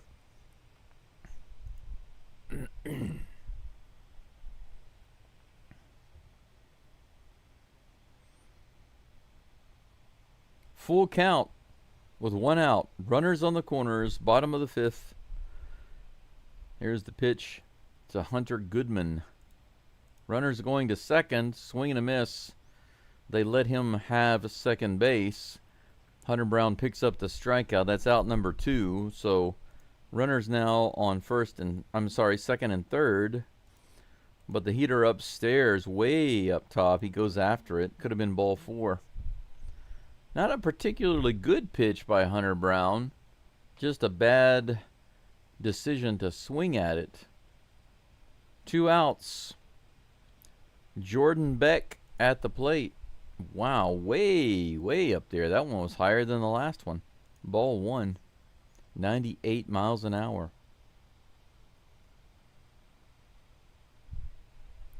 Best team in baseball. What does that even mean, the best team in baseball? I mean, even the World Series winner, you could say, is not necessarily the best team in baseball, just the best team at that time in that situation. When I was younger, I thought, why not have all the teams play each other? And whoever comes out with the most wins is the champion. You know, that was my thinking. 2 balls and no strikes to Beck. Here's the pitch. Ground ball, and Paredes picks it up, fires it over to Walker. Out number 3. Goodness gracious, it's over. Hunter Brown gets through the 5th inning with 91 pitches in total. 91 pitches in 5 innings.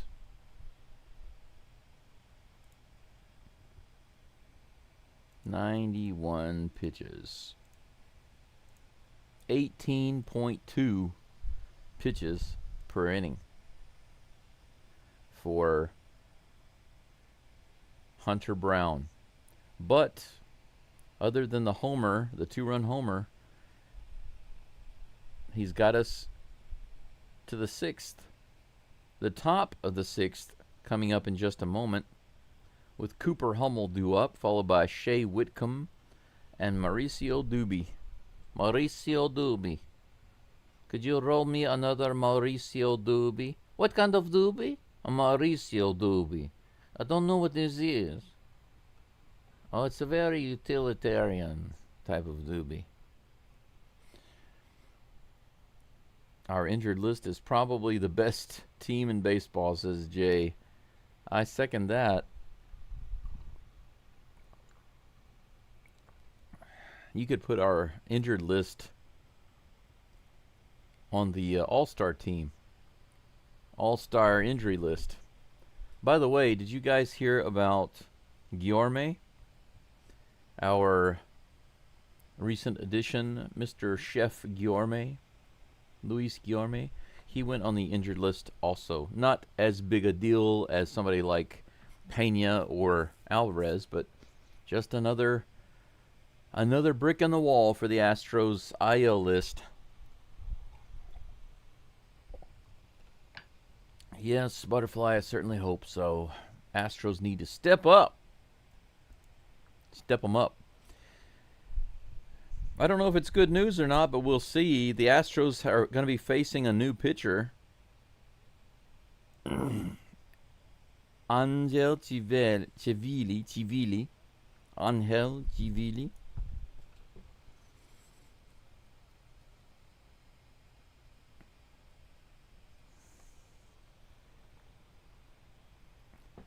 Cooper Hummel is at the plate, batting lefty. Fouls off that first pitch.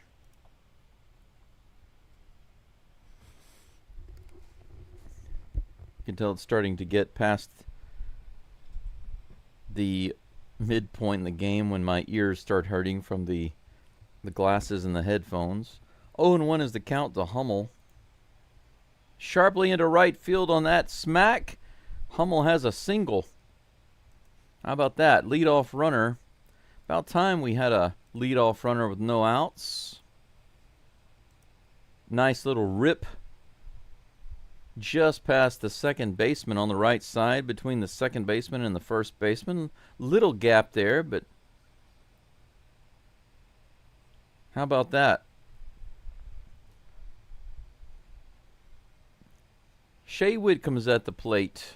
Swing and a miss there. Strike 1. Whitcomb has a solo homer.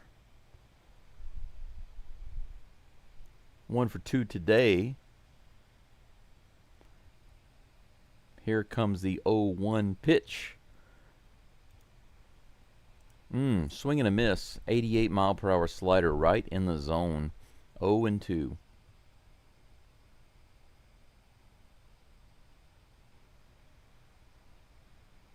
Yeah, Jay, we probably could have scored there if he'd have just stayed on first. If Yiner had stayed on first, we'd have had runners on the corners with 2 outs. We could have gotten another run, I think. Here's the pitch. Low and outside, ball 1. The count is 1-2 to Shay Whitcomb. Cooper Hummel on first base. Chillaxin. 9 hits for the Astros right now and only 2 runs on the board. If you had told me before this game, Astros are going to have 9 hits going into the top of the 6th, how many runs do you think they're going to have? In Coors Field, that probably means multiple home runs, some big hits. I would have thought 4 or 5 runs, but no, just 2. This is hit hard down the third base line. He ripped that one. Foul.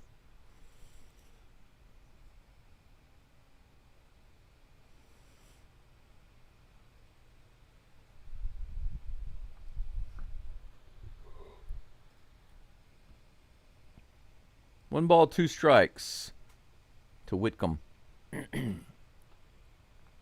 Here's the pitch. Outside, way outside. And in the dirt. They will change the ball. 2 balls and 2 strikes.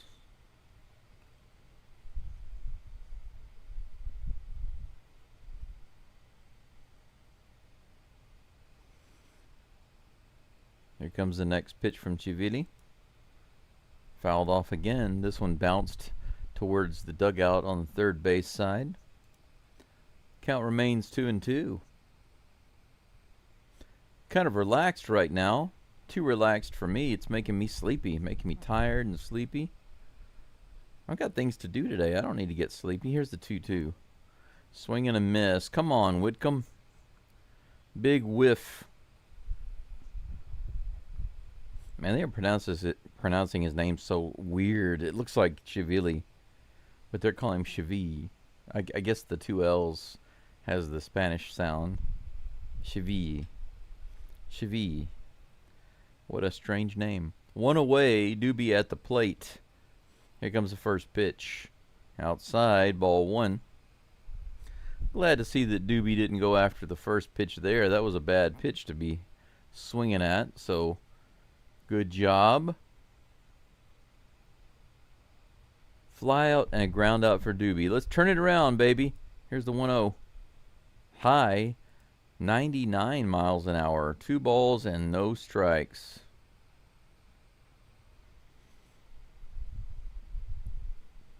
Cooper Hummel on first base with 1 out here in the top of the 6th. Here's the 2-0 pitch to Doobie. Low and outside, ball 3. Good at bat so far, taking those pitches out of the zone.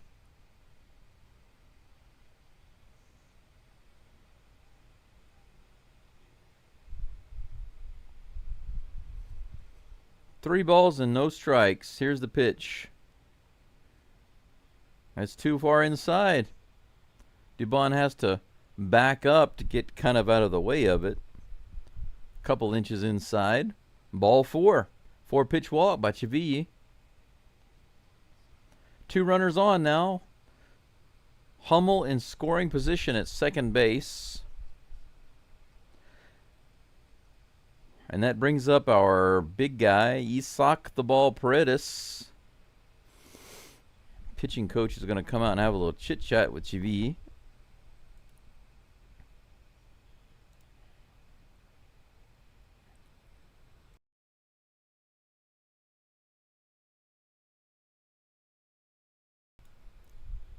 Paredes has faced Chivilli once before, and that was yesterday. He flew out to left field. Maybe he'll put one into the stands this time. They're having a long discussion. They do have somebody warming up in the Rockies bullpen, though.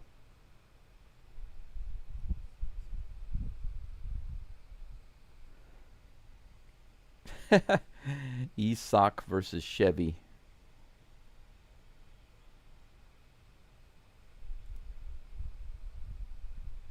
1 out, 2 runners on, first and second. Here's the first pitch to Paredes. Little outside. Ball 1, good take. Glad the umpire is not expanding the zone there.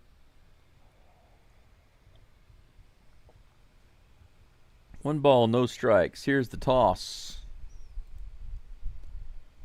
That one was outside of the zone also, but a little closer.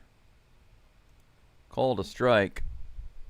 89 mile per hour changeup. 1 ball, 1 strike. It was close.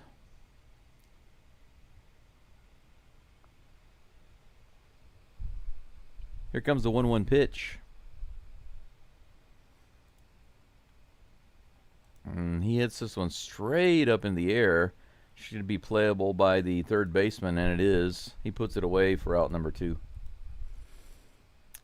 Paredes flies out, so he flew out to this guy yesterday to left field, and today he flies out to third base. But Chevy is going to be pulled out. Strange that they let him pitch to Paredes, but they're not going to let him pitch to Jake Meyers. They're scared of Mr. Baseball. Here comes the coach. Bum, bum, bum, bum, bum, bum. See you, Chevy. See you, Chevy. See you later. Sayonara.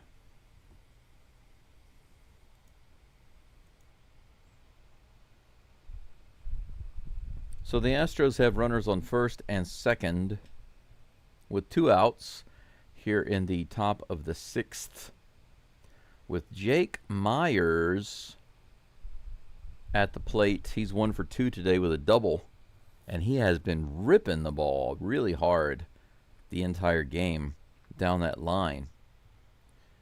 I would not be surprised, not even a little bit, to see Meyers put one out in the left field box.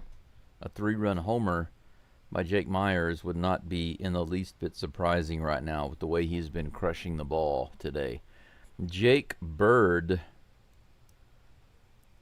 is going to be the new pitcher for the Rockies. Bird did come into the game yesterday, so the Rockies are using the same guys. That's interesting. They're showing some highlights of Yusei Kikuchi pitching with the Angels. That's interesting. Still miss Kikuchi.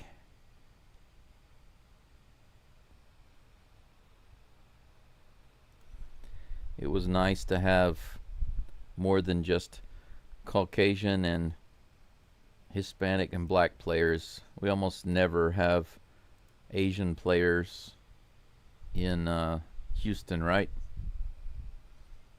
It seems to be all the rage on the West Coast, though.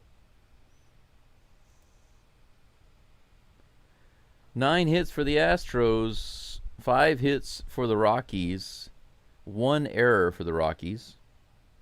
The game is currently tied 2-2. 2 outs in the top of the 6th with runners on first and second. Jake Bird is now in the game for the Rockies in relief, facing Mr. Baseball himself, Jake Meyers, and here comes the first pitch. Too far inside, ball 1, 82 mile per hour slider. Is that Chiviyi with or without beans? That's a good question, old dog. I'm not really sure. Chiviyi with beans. Oh, he just hit Meyers. Well, I guess if you can't get him out, you go ahead and hit him and then pitch to Altuve. Holy freaking cow. Meyers is down. What the heck is with the freaking Rockies and the Cubs? Everybody's just hitting the Astros right now, and Meyers is still down. He's hurt. Oh my gosh. I want to see the replay there. Where did it hit him? Oh God. Right in the ribs. Are you kidding me? Right in the ribs, guys. Right in the back of the ribs. A direct hit. And Meyers is down. He's up now. And he's running to first base, but my gosh. Oh, God. What do you want to bet that Meyers goes out with sore ribs and then we find out that he's got a fracture? What do you want to bet? That's the case. That upsets me. Looking forward to hearing about Meyers now. Altuve's at the plate. Cam Smith with a base hit. Meyers scores from third. I hope they go get him checked out now. I'm glad he's all. Runners on first and second with 2 outs. Now the Rockies are going to have to check on their pitcher because that ball was rocketed right off of Bird. Look at him. He gets really mad right there. Whoo, he said some choice words. He's all right. 5-2 Astros.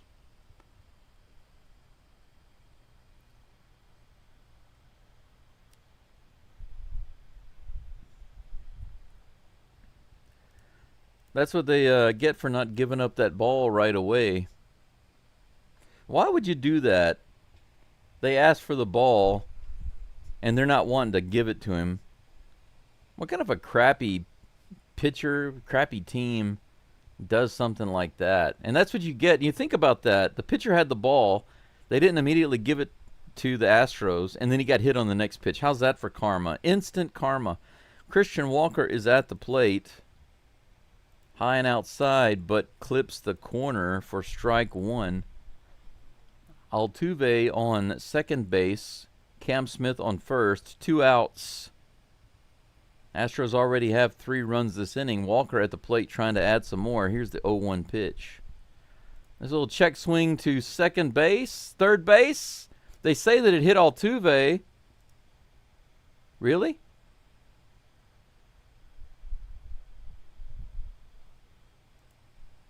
Altuve let the ball hit him on the foot, and he's out? Are you right into the ball?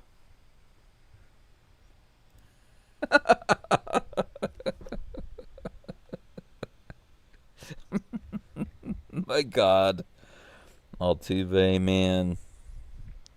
You got to take the good with the bad when it comes to my man Altuve. You got to take the good with the bad. He does something amazing, and he turns right around and does something like that. And this is why he reminds me of Naruto. For those of you who've ever watched the anime called Naruto, you'll know what I'm talking about. Naruto is the star of the show.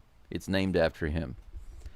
And he's a powerful guy, but he can save everybody one moment and be a big hero, and then literally in the next moment look like a fool. And it's just like what Altuve just did. That should have been another base hit. Bases should have been loaded right there. But instead, Altuve lets the ball hit him on the foot. He just wasn't even looking. And nobody was covering third. Everybody would have been safe on that play. But of all the places on the field the ball went, it has to be on Altuve's foot. Yes, exactly. Jordan said it. Altuve giveth, and Altuve taketh away. That's right. Altuve drove in 2 runs and broke this game open. And then he gets hit with the ball. He gets hit with a ground ball on his foot and ends the inning. Yeah, that's absolutely right. Hunter Brown is at the plate. I'm sorry, he's on the mound. I'm so flustered by Altuve right now. Goodness gracious. 1 ball and no strikes from Brown. Here comes the next pitch. That's hit pretty hard out into center field, but it's going to die. Cam Smith makes the catch for out number 1.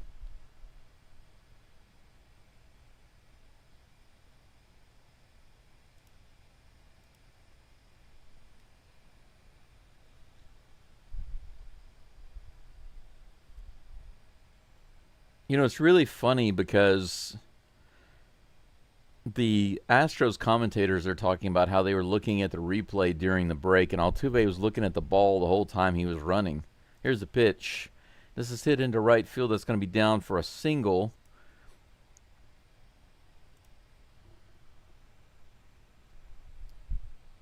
Tyro Estrada. Here's that replay again. Look at this. Altuve's watching it. He's watching it. He's watching it. It's like he hit it on purpose. And then he's like, and then he hits himself in the head like, what am I doing? So they were speculating as to what he was doing. Like maybe he was just trying to get his foot out of the way at the last moment to throw off the fielder. And that pitch gets by Diaz and goes to the backstop.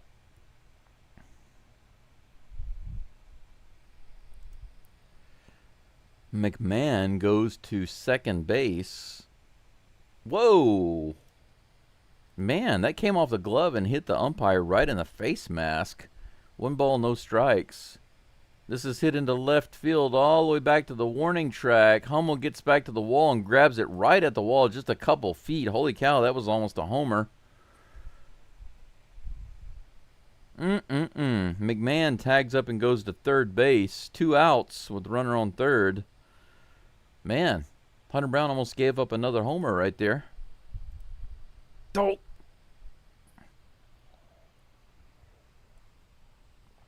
Yes, the first and the last he is, the Alpha and Omega. I am that Altuve. Here's the pitch. Swing and a miss to Mickey Moniak. 2 outs, runner on third. No, I'm sorry, this is Michael Toglia. Moniak just flew out to the warning track. 0-1 is the count. Umpire calls a timeout for some reason.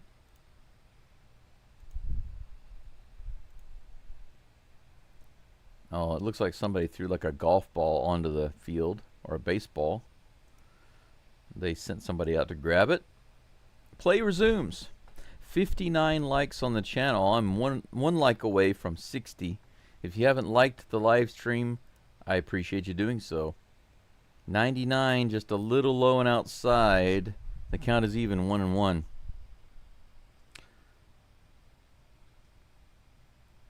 Yeah, old dog, I don't know if you heard what I said earlier, but I was talking about Kikuchi. I was just talking about how we don't typically have Asian players, and that's one of the reasons why I miss him. I guess you didn't hear me say that. Because when I said the thing about Asian players, right before that, I was talking about Kikuchi. Trust me, I know. I called all of Kikuchi's games, so I know we had Kikuchi last year. 99 miles an hour. Fouled off. 1 ball and 2 strikes to Michael Toglia.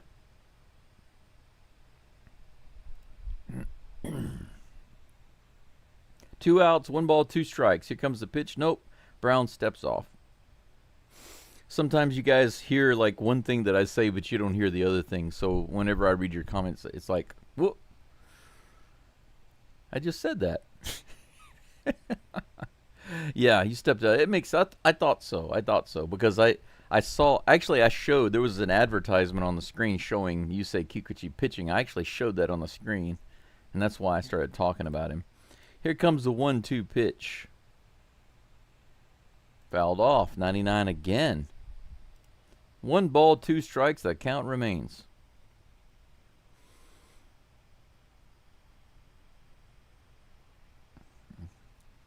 I don't think there's any danger of Altuve getting drug tested. I mean, I know it's a joke, but as long as he keeps hitting the ball.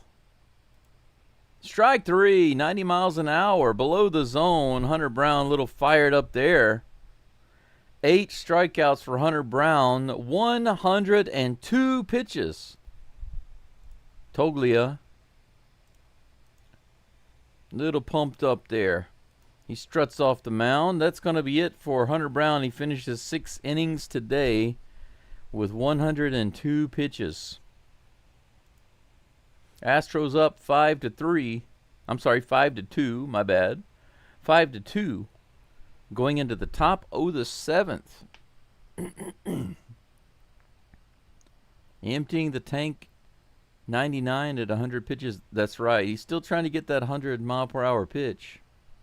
Altuve is Speedy Gonzalez. Dubon is Doobie. Payne is the Flash. Walker's walk-offer. Well, he did like one walk-offer. He is more of a striker, actually. Walker is more of a striker than a walker. Caratini the Batman. Perez is Esock the foul ball. Esock the ball foul. Cam is Crank It Up. Jake the Rake. Who am I missing? Well, what about Diaz? It depends on how Diaz is playing, because if he's not playing well, I call him Yawner Diaz. But if he's hitting well, I just say give him a Yiner Shiner, because it gives him a shiner right in the face. But I call Guillorme Chef Guillorme, but sometimes I call him Santa, because he looks like maybe how Santa would appear whenever he's younger, But because of his name and his appearance and his size, his name and his appearance just makes me think of a chef. So that's why I call him Chef Guillorme. But it makes kind of some sense, because you can say, let's see what he's cooking. Let's see what Guillorme's cooking today, Chef Guillorme. But, that's just my thing. Sometimes I don't have a direct nickname for somebody. Some of the new guys, I don't necessarily have a nickname for them, because they haven't been with the Astros long enough to earn one.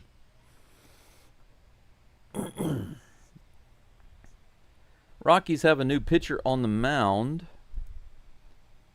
Yawner taps it to the second baseman. He gets thrown out for out number 1, the very first pitch. Tyler Kinley is on the mound for the Rockies. That's interesting. Tyler Kinley's picture, he has a beard, but on the mound he has no beard.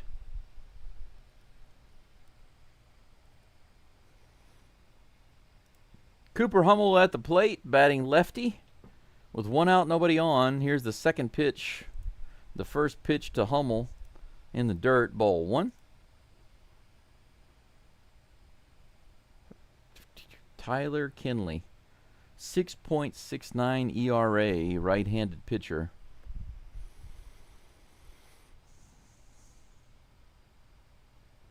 Here's a pitch. A little low again in the dirt. 2 balls and no strikes. Jay Paul says we had that outfielder who was Asian, had an anal fissure. And this time, I don't even remember who that was. Yep, Fruit, you're right. Same as usual, right? A lot of pitches by Hunter, but managed to get it done. Hey, Cooper Hummel hits it right up the middle for another single. He rips that one just to the right, well, to our left of the second baseman. Hummel's got another hit. Another hummer for Hummel. No hummus today, just hummers. We have ourselves a 1-out base runner. Yeah, whenever Guillorme was running around the bases, it looked like Santa Claus rumbling around. They just showed some trivia about Glenn Davis. Man, I was a huge Glenn Davis guy when I was growing up. I had a lot of his cards. The Big Bopper. Shay Whitcomb is at the plate. 1 home run, and that's about all he's done today. Here's the first pitch to him. In the dirt again. Kinley has thrown several in the dirt so far. Casey says they're all good nicknames. Sometimes they're very fitting. Sometimes very fitting. But sometimes it's very easy to come up with a nickname. It just happens, Not always. Top of the zone, 86-mile-per-hour slider. Strike 1, and the count is even. Steven Okert is warming up in the bullpen. He's ready to go for the bottom of the 7th. Here's the 1-1 pitch to Shay. Swing and a miss.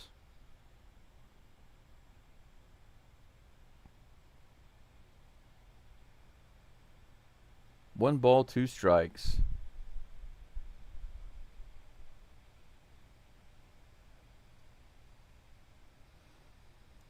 Here comes the 1-2 pitch. Hummel was running. He's going to have to go back to first. That's a fly ball to right field. He retreats to first base. Out number 2. Mauricio Dubon comes to the plate. 2 outs. Hummel on first. The Astros with 13 hits right now in this game and 5 runs. Jay Paul says Matsui. That was his name, the outfielder. Ah. Matsui. Gotcha. I remember only a little bit about Matsui. First pitch to Doobie is on the way. Another one almost in the dirt. Whoops. There we go. Ball 1. Super Cooper. Steven the Frog. I always call Steven Okert Fried Okert. A plate. Oh, that's going to be out number 3. Yeah, no arguing that one. I can't believe that Paris Chica actually sent him. Great hit by Dubon. A double for sure. Everybody giving Dubon high fives in the dugout. But Hummel is thrown out at home, and that's going to end the inning. What a great hit by Dubon into right field. Just inside the line and off the wall. 14 hits for the Astros now. Man, I'm really surprised that Paris Chica sent Hummel. We could have had runners on second and third, but oh well. Runners on second and third with Paredes at the plate would have been nice. But you can't have everything. You can't have your cake and your ice cream and your chocolate sprinkles and your Coca-Cola too and eat it and drink it too. You can't have all of that. And your hot dogs and your peanuts and your cashews, your mixed nuts, your fancy. Who are you? Who are you to come in here with your fancy mixed nuts? You can't have all that. Roasted and salted? Can't have all that and eat it. You can have it, but you can't have it and eat it. Can't have both. Let's see here. Let's take a look at the likes and the subs. Like count right now is up to 62 with 64 viewing. That's good. 575 subscribers. I need 25 more to get to 600. The goal is to be there before the All-Star break.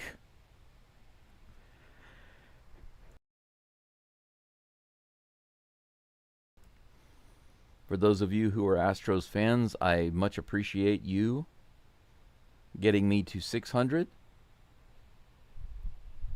We were able to meet the last target before the end of the month. All-Star break is coming up soon. Getting the channel to 600 would be a tremendous feat.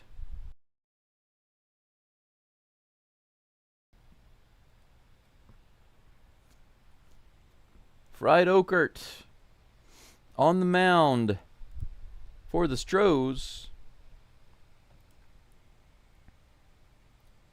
First pitch is in there for strike 1. He is facing Yanquiel Fernandez. Here's the pitch. Swing and a miss on the outside. Strike 2.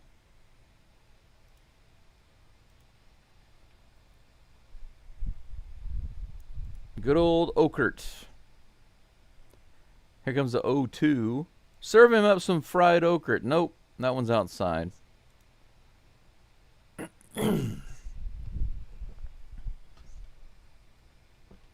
1 ball, 2 strikes. Astros up on this game 5-2 here in the bottom of the 7th. Here comes the pitch. High. Ball 2. The count is even. Yeah, Hummel is not really fast. He's moderate speed, I'd say. Yes, Casey, John Singleton is back in the minors for the Astros. Fouled off. Count remains 2-2. Yeah, it was fielded really well. It was right in the corner, but fielded really well, and it was a good throw.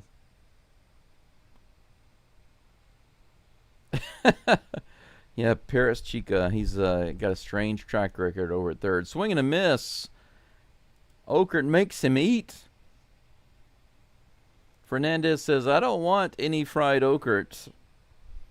But Steven makes him eat it anyway. He serves him up a nice hot plate with that strikeout.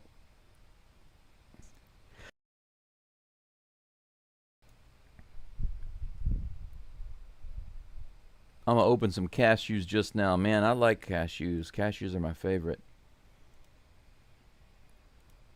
Ritter is at the plate. Fouls off that first pitch. 0-1 is the count with 1 out, nobody on. Here in the bottom of the 7th. Casey, we appreciate you, B. Your play-by-play is worthy. Thank you so much for that. Is that the rum and coke talking?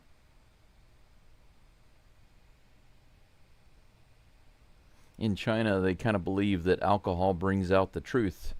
So, traditionally, many of them won't do business with you. Swing and a miss. Strike 2. 1 ball, 2 strikes. Nice pitch on the inside there by Okert. Especially in China and in Taiwanese culture, traditionally, if you can't go out and have drinks and get along with somebody while you're drinking and having fun, then you can't do business with them. This is hit high, way out into left center. Hummel is over. Hummel takes it for out number 2. 2 away. Ayu says, we're going to win big tomorrow. I just have a feeling. It would be nice to destroy them tomorrow. I mean, we could still destroy them today. We do have a lot of hits. I mean, if you look at it, we have 14 hits. That's pretty good. We just don't have a lot of runs to show for it. But we still have a couple more at-bats coming up. We're going to bat twice more. We could put on a few more runs. We'll see. We'll see. We might light up their bullpen. 2 outs. Here comes the pitch to the next batter, Tyler Freeman. That's in there in the top of the zone. 0-1 is the count. Nobody on. Casey says, no, just started. I've been working trying to listen, but I just got home. Man, if that had been Pena, I can't help but think, if that had been Pena. Let's take another look at it, but it looked playable. It looks like DeBon just awkwardly yeah, he could have made that catch. I'm not saying it was an easy catch, but he could have made that one. It was definitely playable. Definitely makeable, but DeBon misses it. Runner on first. Very first pitch to Hunter Goodman is hit way up in the air, and it's going to go into the crowd on the third base side. Strike 1. Doobie almost got us out of the inning, but it bounced off of his glove. What are you doing, Doobie? Hunter Goodman doesn't like Okert, but he's going to serve him up a plate nonetheless. This is fouled off, 0-2. That's right. Eat your Okert.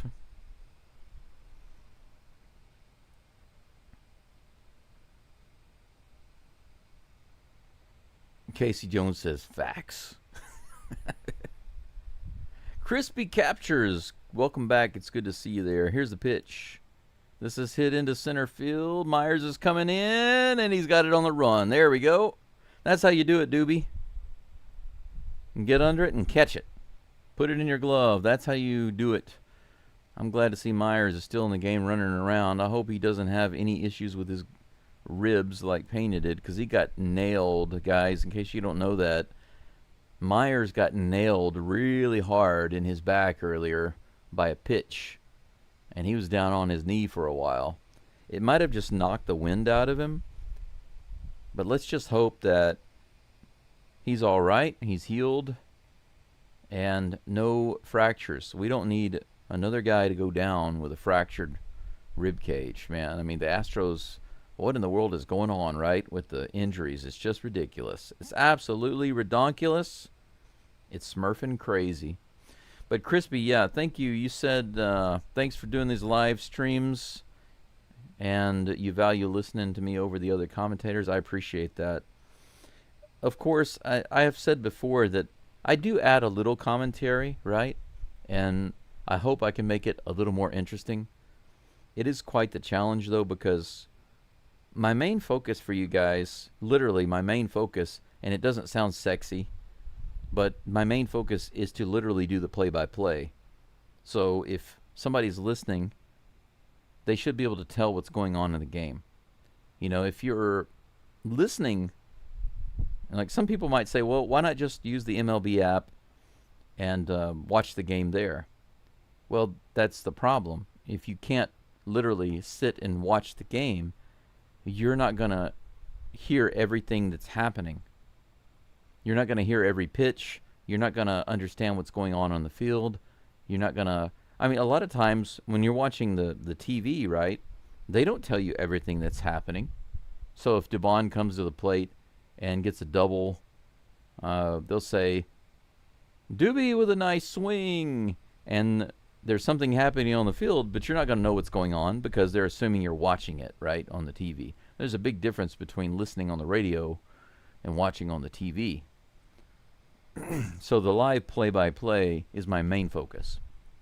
My secondary focus is to try to do the live play-by-play in a way that is interesting and make sure you guys have some good information on the screen that is as updated as can be. That's why I'm using the MLB API. I get the information displayed on the screen from that. To the shortstop and gets thrown out at first. 1 pitch, 1 out. Ryan Rollison, a new pitcher, is on the mound for the Rockies. Yet another pitcher on the mound. Ryan Rollison. And Jake Meyers is still in the game at the plate. Here comes the pitch. Right on that inside edge for strike 1.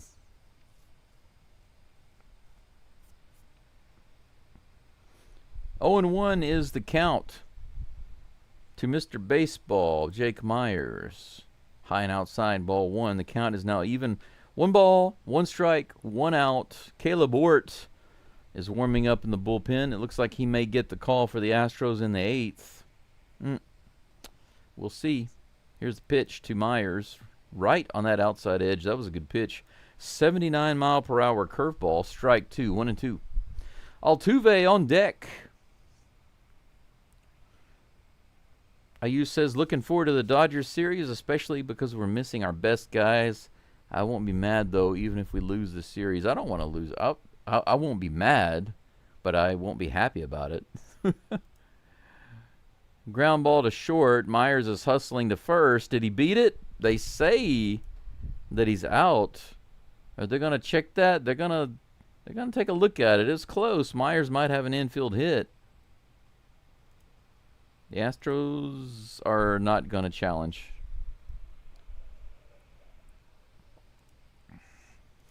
They're showing Altuve's big day today because he tied Jeff Bagwell with the bunt, and then he had the line drive hit right up the middle on the very first pitch to take sole possession of second all-time hit leader in Astros history. With that swing, you wouldn't know it, though. Swing and a miss. Strike 1. Still thinking about that running around the base when he hits the ball with his foot. Here's the pitch. Low and inside, ball 1. 1-1 to Altuve with 2 outs, nobody on. Yeah, Crispy, I wouldn't say we need a lot, but in this ballpark, I'd kind of be happy with some more runs if they're going to bring in Ort. High and outside, ball 2. 2-1 to Altuve.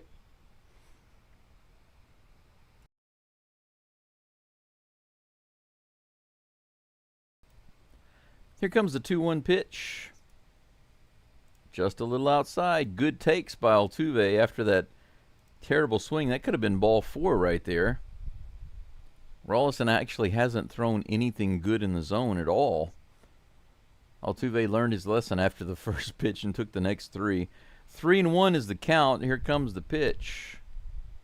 He rifles that one down the line. That one was in the bottom of the zone, and Altuve ripped it foul down the third baseline. Full count. Casey says, I just commented the other day Meyers' infield hit total. Here comes the full count pitch. Altuve goes after a garbage pitch inside in the dirt. Altuve goes golfing. He starts and ends the bat the same way. He starts the at-bat and ends the at-bat in the identical fashion by swinging at a garbage pitch low and inside. Absolutely crazy. There's that Altuve that we love so much. Good old Altuve. He comes up to the plate. He throws down a quick bunt and gets on. Woohoo! He comes to the plate. Runners on first, second, and third. Hits a single right up the middle on the first pitch. Woohoo! Some guy hits a grounder. Altuve sees it, puts his foot on it. Out number 3. Woohoo. And then he comes up to the plate in the next at bat. Starts off swinging at garbage. Takes a ball, takes another ball, takes another ball. Fouls one off. And then swings at another garbage pitch to strike out. You can't help but love the guy. God bless his heart. I love me some Jose Altuve. Where would I be without Jose Altuve? Yeah, you're right, Crispy. He's just like Naruto, but I love them both. Naruto is my favorite. My favorite show. My favorite anime. My favorite character other than Naruto is Jiraiya. I like Jiraiya. Ero Senin. The pervy sage. All right. So who's on the mound for the Stros? Is it going to be Ort? Let's see. Longest consecutive scoreless innings from the 7th on. 26.2 for Abreu. Far and away the best in all MLB right now. How is that for amazing? David Bednar has 19, and he's in second place. He's almost 7 innings behind him. That's crazy. Ort is indeed in the game. Caleb Ort facing Jordan Beck. First pitch is a strike. Here comes the 0-1 pitch. Fouled away. 0-2, just like that. Bottom of the 8th inning. Look at this. Is in shortstop right now. Dubon has been moved out to left field. Very interesting. Hummel is out of the game. Fouled off. The count remains 0-2 against Jordan Beck. Yes, Ayush, it was classic Altuve. It's like a coin flip, right? Let's wish him the best. Let's believe the best. Ort gets a strikeout as soon as I say it. Ort gets the swing and a miss on the Swiffer. The Swiffer. 1 away. This is one of the things they're talking about on the screen right now. If you see the rest that the Astros have gotten, Caleb Ort has had a ton of rest since Friday, so that's why he's in the game. It makes sense. below the zone. Ball 1 to Ryan McMahon. 1 out, nobody on here in the bottom of the 8th. Here comes the 1-0 pitch. Swing and a miss. Another strike. 1 ball, 1 strike on the Swiffer. Another strike on the Swiffer by Ort. That pitch is looking pretty good for him right now. Tommy Likey.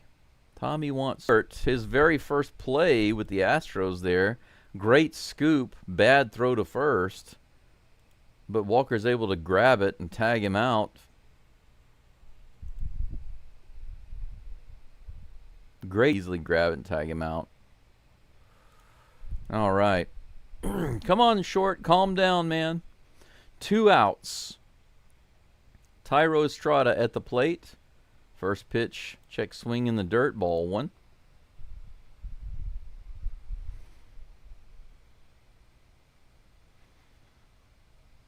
Altuve's like PCA in terms of chasing the ball. Casey says, what is he going to do? Swinging with 2 outs. Let's get it over with. We're already winning this game. Maybe so. This next pitch is fouled off way back in the crowd for a 1-1 count. 2 outs, nobody on. Against Estrada. J. Paul says some guy is saying that Jake was grimacing coming off the field. Oh, yeah, I don't doubt it. He's going to be sore. He's going to be really sore. All we can do is hope that he doesn't have injuries to his ribs. Hopefully it's just muscles. Bennett Sosa is warming up in the bullpen now. I like Sosa coming in the 9th. 1 ball. 2 strikes. Is he going to pick up another strikeout here? Just outside, maybe 4 inches or so. Full count. Oh, no, not full count. Even count is what I meant to say. Self-correction. 2-2 with 2 outs to Thairo Estrada. Here's the pitch from Ort in the dirt. Now we have a full count. Casey says, I remember Bolto. There are too many animated lists. Yeah, Boruto. Boruto is the son of Naruto, right? It's kind of like a continuation of the series. It's so-so. I've watched a lot of it, but I just can't get into it as much. But Kishimoto, the guy who created Naruto, he didn't really put a lot of time into that. He had other people working on it. So this is hit out to right field, but it's going to be playable by Cam Smith, who puts it away. Ort has a 1-2-3 8th inning. How about that? Nothing doing in the 8th for the Rockies. Astros relievers shutting them down so far. Shutting them down. Shutting them down. Shutting them down. Shutting them down. Shutting them down. Shutting them down.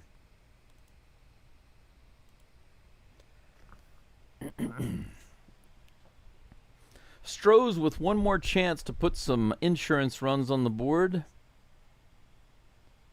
We still haven't seen another home run, guys. We've seen 2 home runs this game.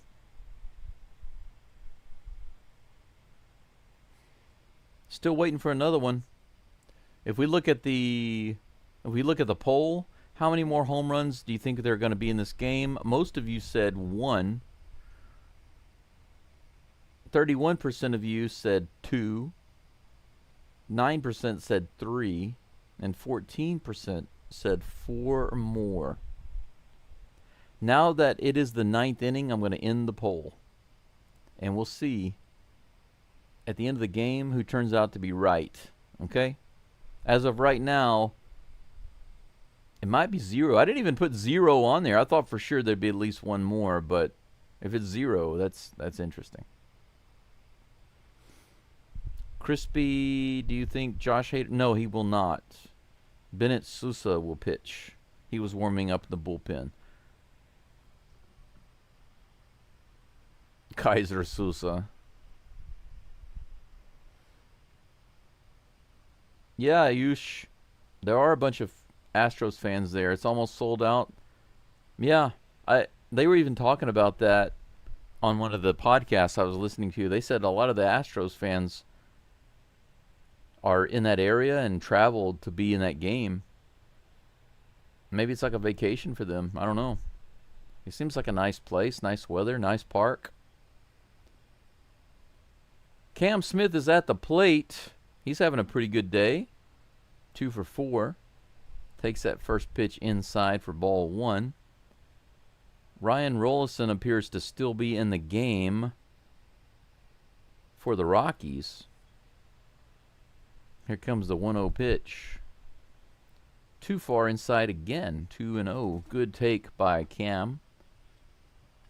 Jays over Stanks. Yes, thank you, Jays, for kicking the crap out of the Stankies. Here's the pitch. Right in there, but swing and a miss by Cam. 2 balls and 1 strike. The Mac Royales with cheese leading the Mariners 1-0 in the 5th. Jordan says I was looking for 0. Yeah, Bennett Sousa is quietly having a pretty good year so far. Cam Smith hits it up the middle and just over the diving second baseman. How about that? Hit number 3 for Cam in this game. 3 for 5. 3 for 5.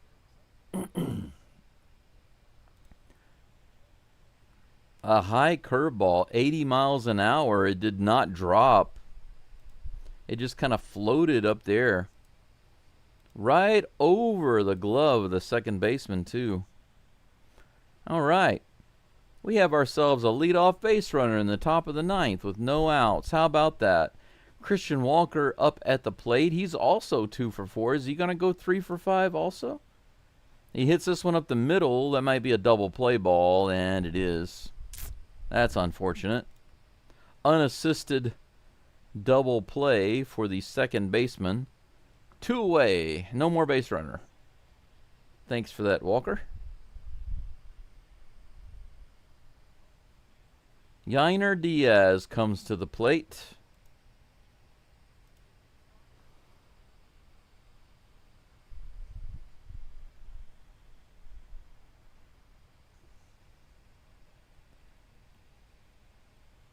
Let's see here. What has Yainer done today? Not too much, really. 1 for 4. He did have a single that he tried to stretch into a double and he got thrown out on. 1 ball, 1 strike to Yainer.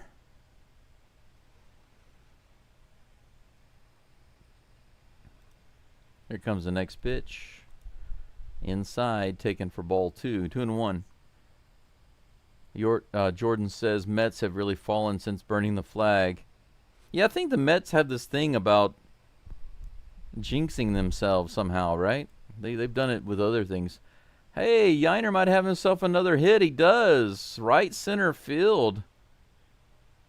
But this time he stays at first base. Good job, Yainer. Stay at first. Don't try to stretch it. Just stay on first base. Now, what do you want to bet? The Yainer gets thrown out. He gets picked off at first base. What do you want to bet? He gets picked off by Ryan Rollison, the pitcher. Just as a joke.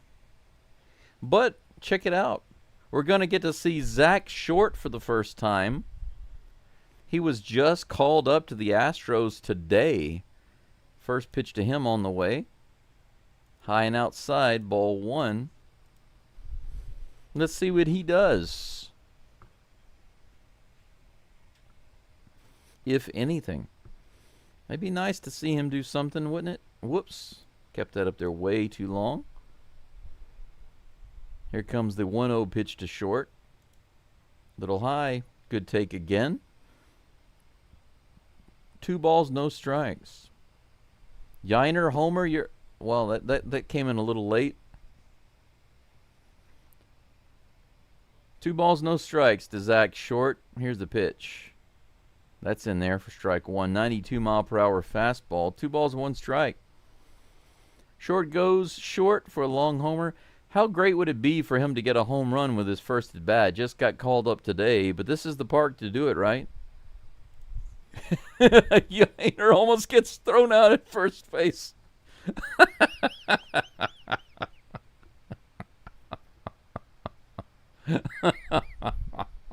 He came so close just now to getting thrown out. Here's the pitch to short. Excuse me. That's a fly ball to center field, and that should be playable, and it is. So short flies out for his first at bat.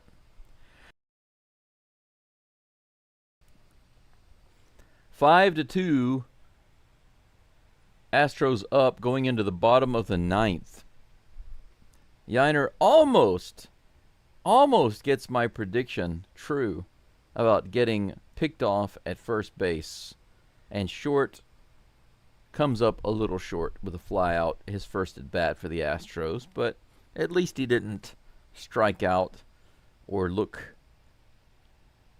bad at the plate. He didn't get any egg on his face. So that's all good. The A's lost, old dog says. That's good.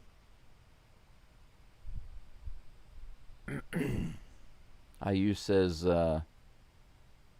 meant short goes tall for a long homer. Yeah, it would have been nice, but he didn't do it. Yep, IU says all these hits for what? That's what I'm saying. I said that early in the somebody else, I can't remember who said this, but they were saying that, you know, the Astros should be hitting this team, and I was like, they are hitting this team. Look at the hits we have. You know, halfway through the game we had about 8 hits, and now we have 16. 16 hits is a lot. So we don't have any problem hitting against this team. I don't know why that idea came up. 16 hits in 9 innings is pretty good, even against a team like this. I'm out of coffee. I've got some hot water, but there's no way I'm going to reuse these coffee grounds a second time. No way. Yep, defense is what we need right now. Is Ort going to remain on the mound? No, I think it's going to be Sousa. Pretty sure it's going to be Sousa. I'm going to change that to Sousa. Yep, Sousa. Sousa is in the game. Bennett Sousa is on the rubber, the left-hander, for the Astros. 31.1 innings, 1.72 ERA.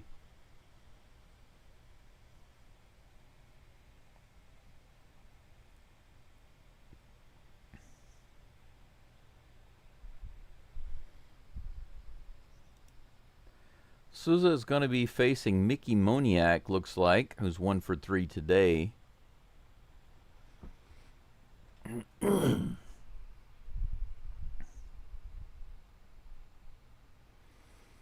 Yeah, that's one of the things people don't think about too much. Top 3 in terms of batting average, but bottom 10 in runs scored. Yeah, because we leave a lot of guys on base. Here's the first pitch. Actually, Brenton Doyle is pinch hitting for Moniak. Mickey Moniak was taken out of the game. Swing and a miss on that first pitch. 0-1 is the count. Here's the 0-1 pitch from Sousa. Little low and inside. Ball 1. The count is even. Paredes should be Paredes Spagman who? What? Here comes the 1-1 in just a moment. Sousa so much slower to deliver than somebody like Brian King. This is hit out into right field. Is it going to drop? It's fair. Nobody got to it. Walker didn't even look like he was running full speed. Doyle is in with a double. Man, did you guys see what I saw just now? Did it look like Walker was just jogging out there? Did my eyes deceive me? Let's take a look. Yeah, he's not running full speed. He's just kind of jogging. I'm not so sure about that. Neither one of those guys are able to get to it, and it drops in just fair. Brenton Doyle with the pop fly double. No runners, or no outs. Runner on second. Fouled off at the plate by Michael Toglia. Toglia 0 for 3 today, batting 199 for the year.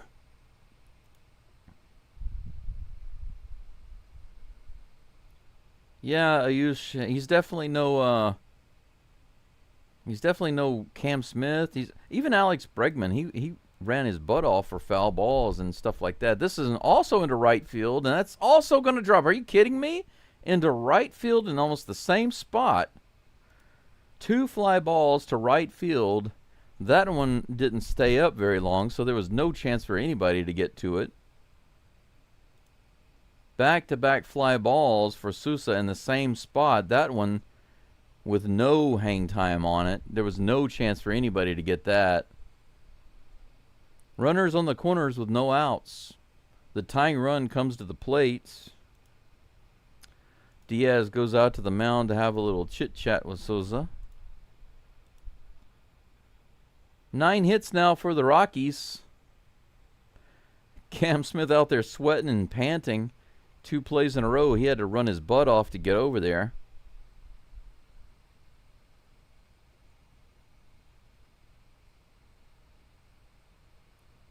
Fruit Juice says, runs scored by Astros this season. No Jordan, Breggs, or Tucker. That's massive production, not in lineup. Yeah. Still managing to win and be second in the AL despite, you know. Very first pitch fouled off by Kyle Farmer. Farmer today is 0 for 0 because he is pinch hitting. Farmer in for Fernandez. 0-1 is the count with runners on the corners, no outs. Here's the pitch. Ground ball might be a double play. Altuve to short to first. They get the double play, but 1 run will score. How about that? Altuve gives Short a little pat on the butt for getting that first double play.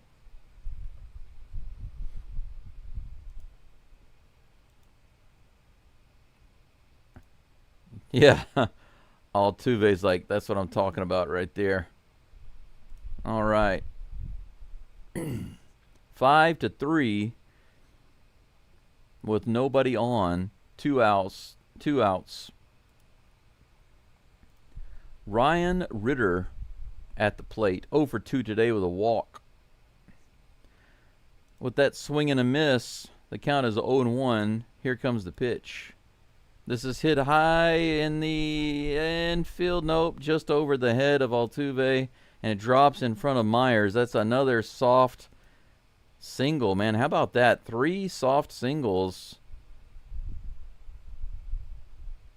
Astros just can't put this one away. Sousa keeps giving up these little hits. Is that 10 or 11 hits? I think that's 11 hits now for the Rockies total.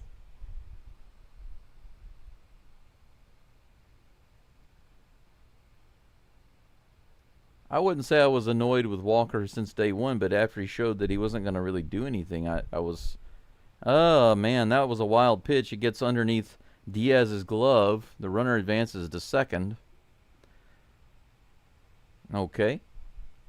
So we got a runner in scoring position now.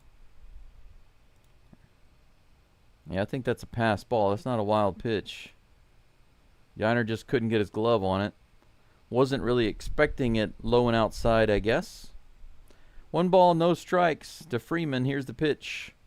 Right in there for strike 1. The count is even, 1-1. Foxy Bet says, why Sousa, my God. Yes, he keeps giving up these little hits. These little hits, come on, just to end it. End it. Here's the pitch. Swing and a miss on a ball in the dirt. 1 ball, 2 strikes. IU says, what's happening? Almost blowing it. 2 games in a row. Hey, better to struggle now and win than to struggle against the Dodgers, right? 1 ball, 2 strikes. Here's the pitch. In the dirt. 2 balls and 2 strikes. We have a runner on second with 2 outs. 2 balls, 2 strikes with a 2-run lead in the 9th inning. Freeman at the plate. Here comes the pitch from Sousa. In the dirt. Did he hold up? No, they say he went too far, and that's strike 3. Sousa gets the strikeout. Finally.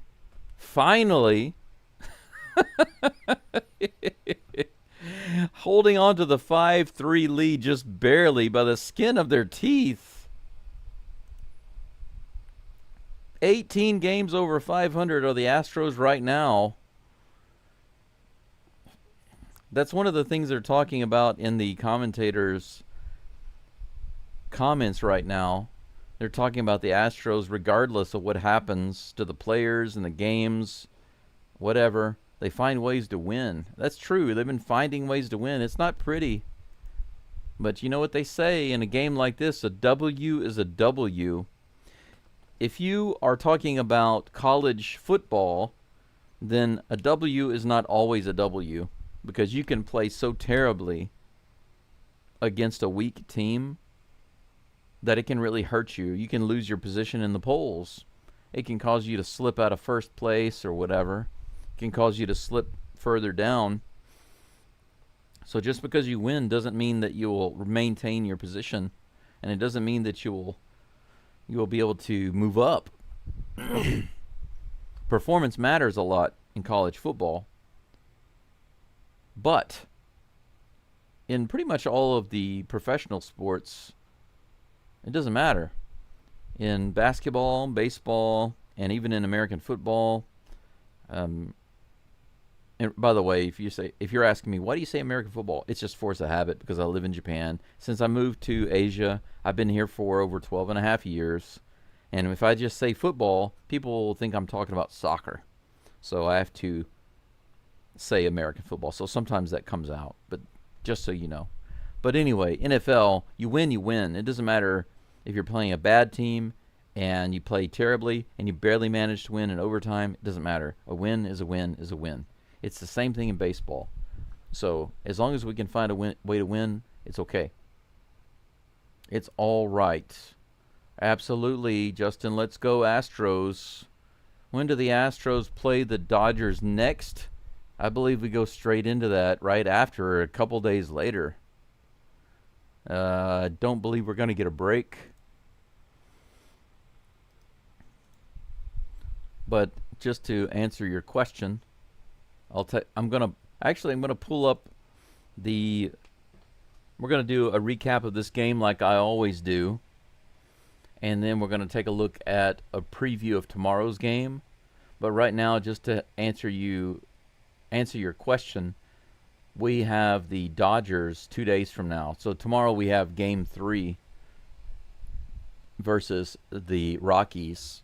We've already won the series today, right? But we have one more game tomorrow, and then we have the Dodgers starting the day after that. So there's no break before we face the Dodgers. The Astros will not get a break for a while, actually. We're going to play the 3rd, the 4th, the 5th, the 6th, the 7th, the 8th, the 9th. And they won't get a break until the 10th. So we got a lot of games coming up prior to the All-Star break. How many games before the All-Star break do the Astros have left? We have tomorrow, and then 1, 2, 3, 4, 5, 6, 7, 8, 9. We have 10 games in total coming up between now and the All-Star break. I'm going to be a little busy over the next couple of weeks. 1 second here. Had to clear my throat a little bit. Let's do a quick recap of today's game, guys. A little bit of scoring summary. We didn't see any more home runs, but we saw some more runs scored. Hunter Brown was on the mound today. He gets the win, 9-3. 9 wins and 3 losses for Hunter Brown. 6 innings pitched. 102 or 103 pitches in total. Only had 8 strikeouts. I know I say only 8, but, for 102, 103 pitches, that's one walk, though. That was good. Just one walk. But he had to work hard to get those strikeouts. Only 6 hits. Gave up just the 2 earned runs off of that 2-run homer in the 2nd inning. Other than that, the Astros pitchers gave up nothing to this team. Shaviyi gets the loss, but he did not start the game. He did not start the game for the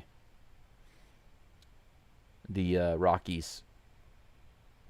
Unfortunately for him, Sousa gets the save, pitched 1 inning, gave up 3 hits, 1 earned run, got a strikeout, no walks. So Sousa made it a little interesting for us in the end, but we managed to get out of it. Here's the scoring summary. In the top of the 1st, Cam Smith singled, scored Meyers 1-0. In the top of the 2nd, Shay Whitcomb solo homer to left center field, 451 feet. Nice blast. First MLB homer for Whitcomb. 2-0 Astros. In the bottom of the 2nd, Moniak tied it up with his own home run to center field, 420 feet. 2-2. In the top of the 6th, Altuve came through big time. Bases were loaded. 2 outs, and he singled to center field on the very first pitch. Line drive, straight up the middle. Scored Doobie. Scored Hummer. 4-2, the Astros retook the lead. Cam Smith was able to reach on an infield single off the pitcher, actually. The ball bounced off the pitcher. He wasn't able to grab it and throw to first base. That scored an extra run, giving the Astros a 5-2 lead. In the bottom of the 9th, Farmer grounded into a double play, a much-needed double play, but 1 run scored, drawing the Rockies 2 runs shy of the Astros 5-3, but that's where the game would end right there, because finally Sousa shut it down after getting out to a very shaky start in the inning. He finally was able to get through it. So let's take a look at tomorrow's game. Whew. Last game against the Rockies, we've already won the series. We took Game 1, and we've now taken Game 2. Game 3 tomorrow, Brandon Walter is on the mound for the STROS. He'll be facing Kyle Freeland. Walter is 1-1 with the Astros, 3.34 ERA over 29.2 innings. In those 29.2 innings, he's given up 29 hits, 30 strikeouts. So he has basically 1 strikeout for every hit that he's given up. But check this out, guys. 2 walks and only 5 home runs. So in basically 30 innings of work, Walter has only walked 2 guys. Can you imagine that? Pitching basically more than 3 full games and only walking 2 batters and giving up 5 home runs. That's pretty good.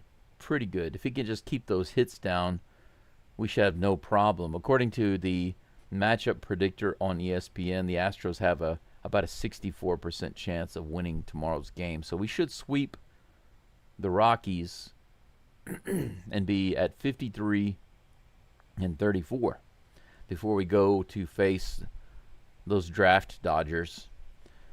Kyle Freeland is 1-9. 1 win and 9 losses. His ERA is 5.56. In 77 innings, he's given up 106 hits. Wow. He's only struck out 59. He's not a big strikeout pitcher. 59 strikeouts in 77.2 innings. And 18 walks. His walks are really high. If you add up his hits, his walks, and his home runs, pretty high. It doesn't seem like he gives up a lot of home runs, but he gives up a lot of walks and a lot of hits and doesn't strike out too many batters. So we should have a good day tomorrow. I think the Astros have that chance. I think Ayush, you said something about them scoring a lot of runs tomorrow. Maybe you'll be right. But then again, sometimes I think the Astros will light up the pitcher and they don't. But we'll see. Let's take one quick look at the scoreboard to see what's going on with the other scores around the league, scores of note. In the bottom of the 6th, the Big Mac Royales with cheese are facing the Mariners. That game is tied 1-1. 1-1 in the bottom of the 6th. The White Sox, check this out. The White Sox are beating the Dodgers 4-2 in the bottom of the 5th. 4-2. I like that. The A's were beaten by the Rays 6-5. Let's see here. Pirates won 5-0. I'm sure Dr. DeLay is happy about that. Phillies lost to the Padres. The Tigers won. I think early in that game, the Nationals were actually winning. Maybe 1-0 or 2-0. But then the Tigers came back and destroyed them, apparently. 11-2. That's unfortunate. I was expecting the Nationals to hold on to that game, but they let me down big time. Man, the Mets got smacked around by the Brewers. Interesting stuff. Interesting stuff right there. But that's it, guys. That's all the news that I have for you right now. Let's take one last look at the live stream. What in the world is that?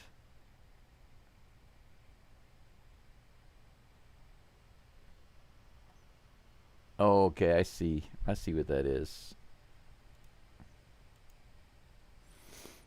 Okay, it's just a sidebar. I was trying to figure out what all that is. It's just the live chat right there. You see that? That's the live chat on the right side. Let me check out the live chat and see what I missed, if anything.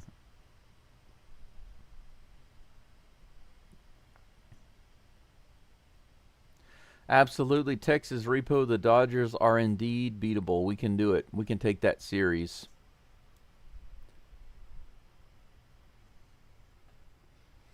Astros high. Astros Houston high. Thank you for coming in at the end. 7-game lead, Jordan. You're right. 7-game lead. We are taking firm possession of the AL West. Hopefully, we'll have that 10-game lead real soon. How nice will that be? Can you imagine going into the second half of this season with a 10-game lead over our second-place rival? How great would that be? That would be awesome. Hey, I need one more like to get to 70. If somebody out there has not liked the live stream yet, please do so. Get it up to 70. I would appreciate it. I will say this one more time. I'm trying to get my subscriber count up to 600 by the All-Star break. That's coming up in just a couple of weeks. So I think we will definitely do it. Absolutely, I believe we will definitely do it. We still have about 10 games left. And just from those games, I feel completely confident that we will do that. Thank you all for being here today. Thank you for the likes. Thank you for the comments. Thank you for all the support, the subscriptions, all of those things. Tell your buddies, your girlfriends, your boyfriends, your in-laws, your third cousin removed about the channel. And I appreciate all of your efforts. But for now, that's all I have to say. Until tomorrow, next game for the Rockies, I'm going to be here. It's 4 a.m. in the morning for me, but I will be here to do the game. But until then, all I have left to say, as usual, is go STROS. Thank you so much. See you tomorrow.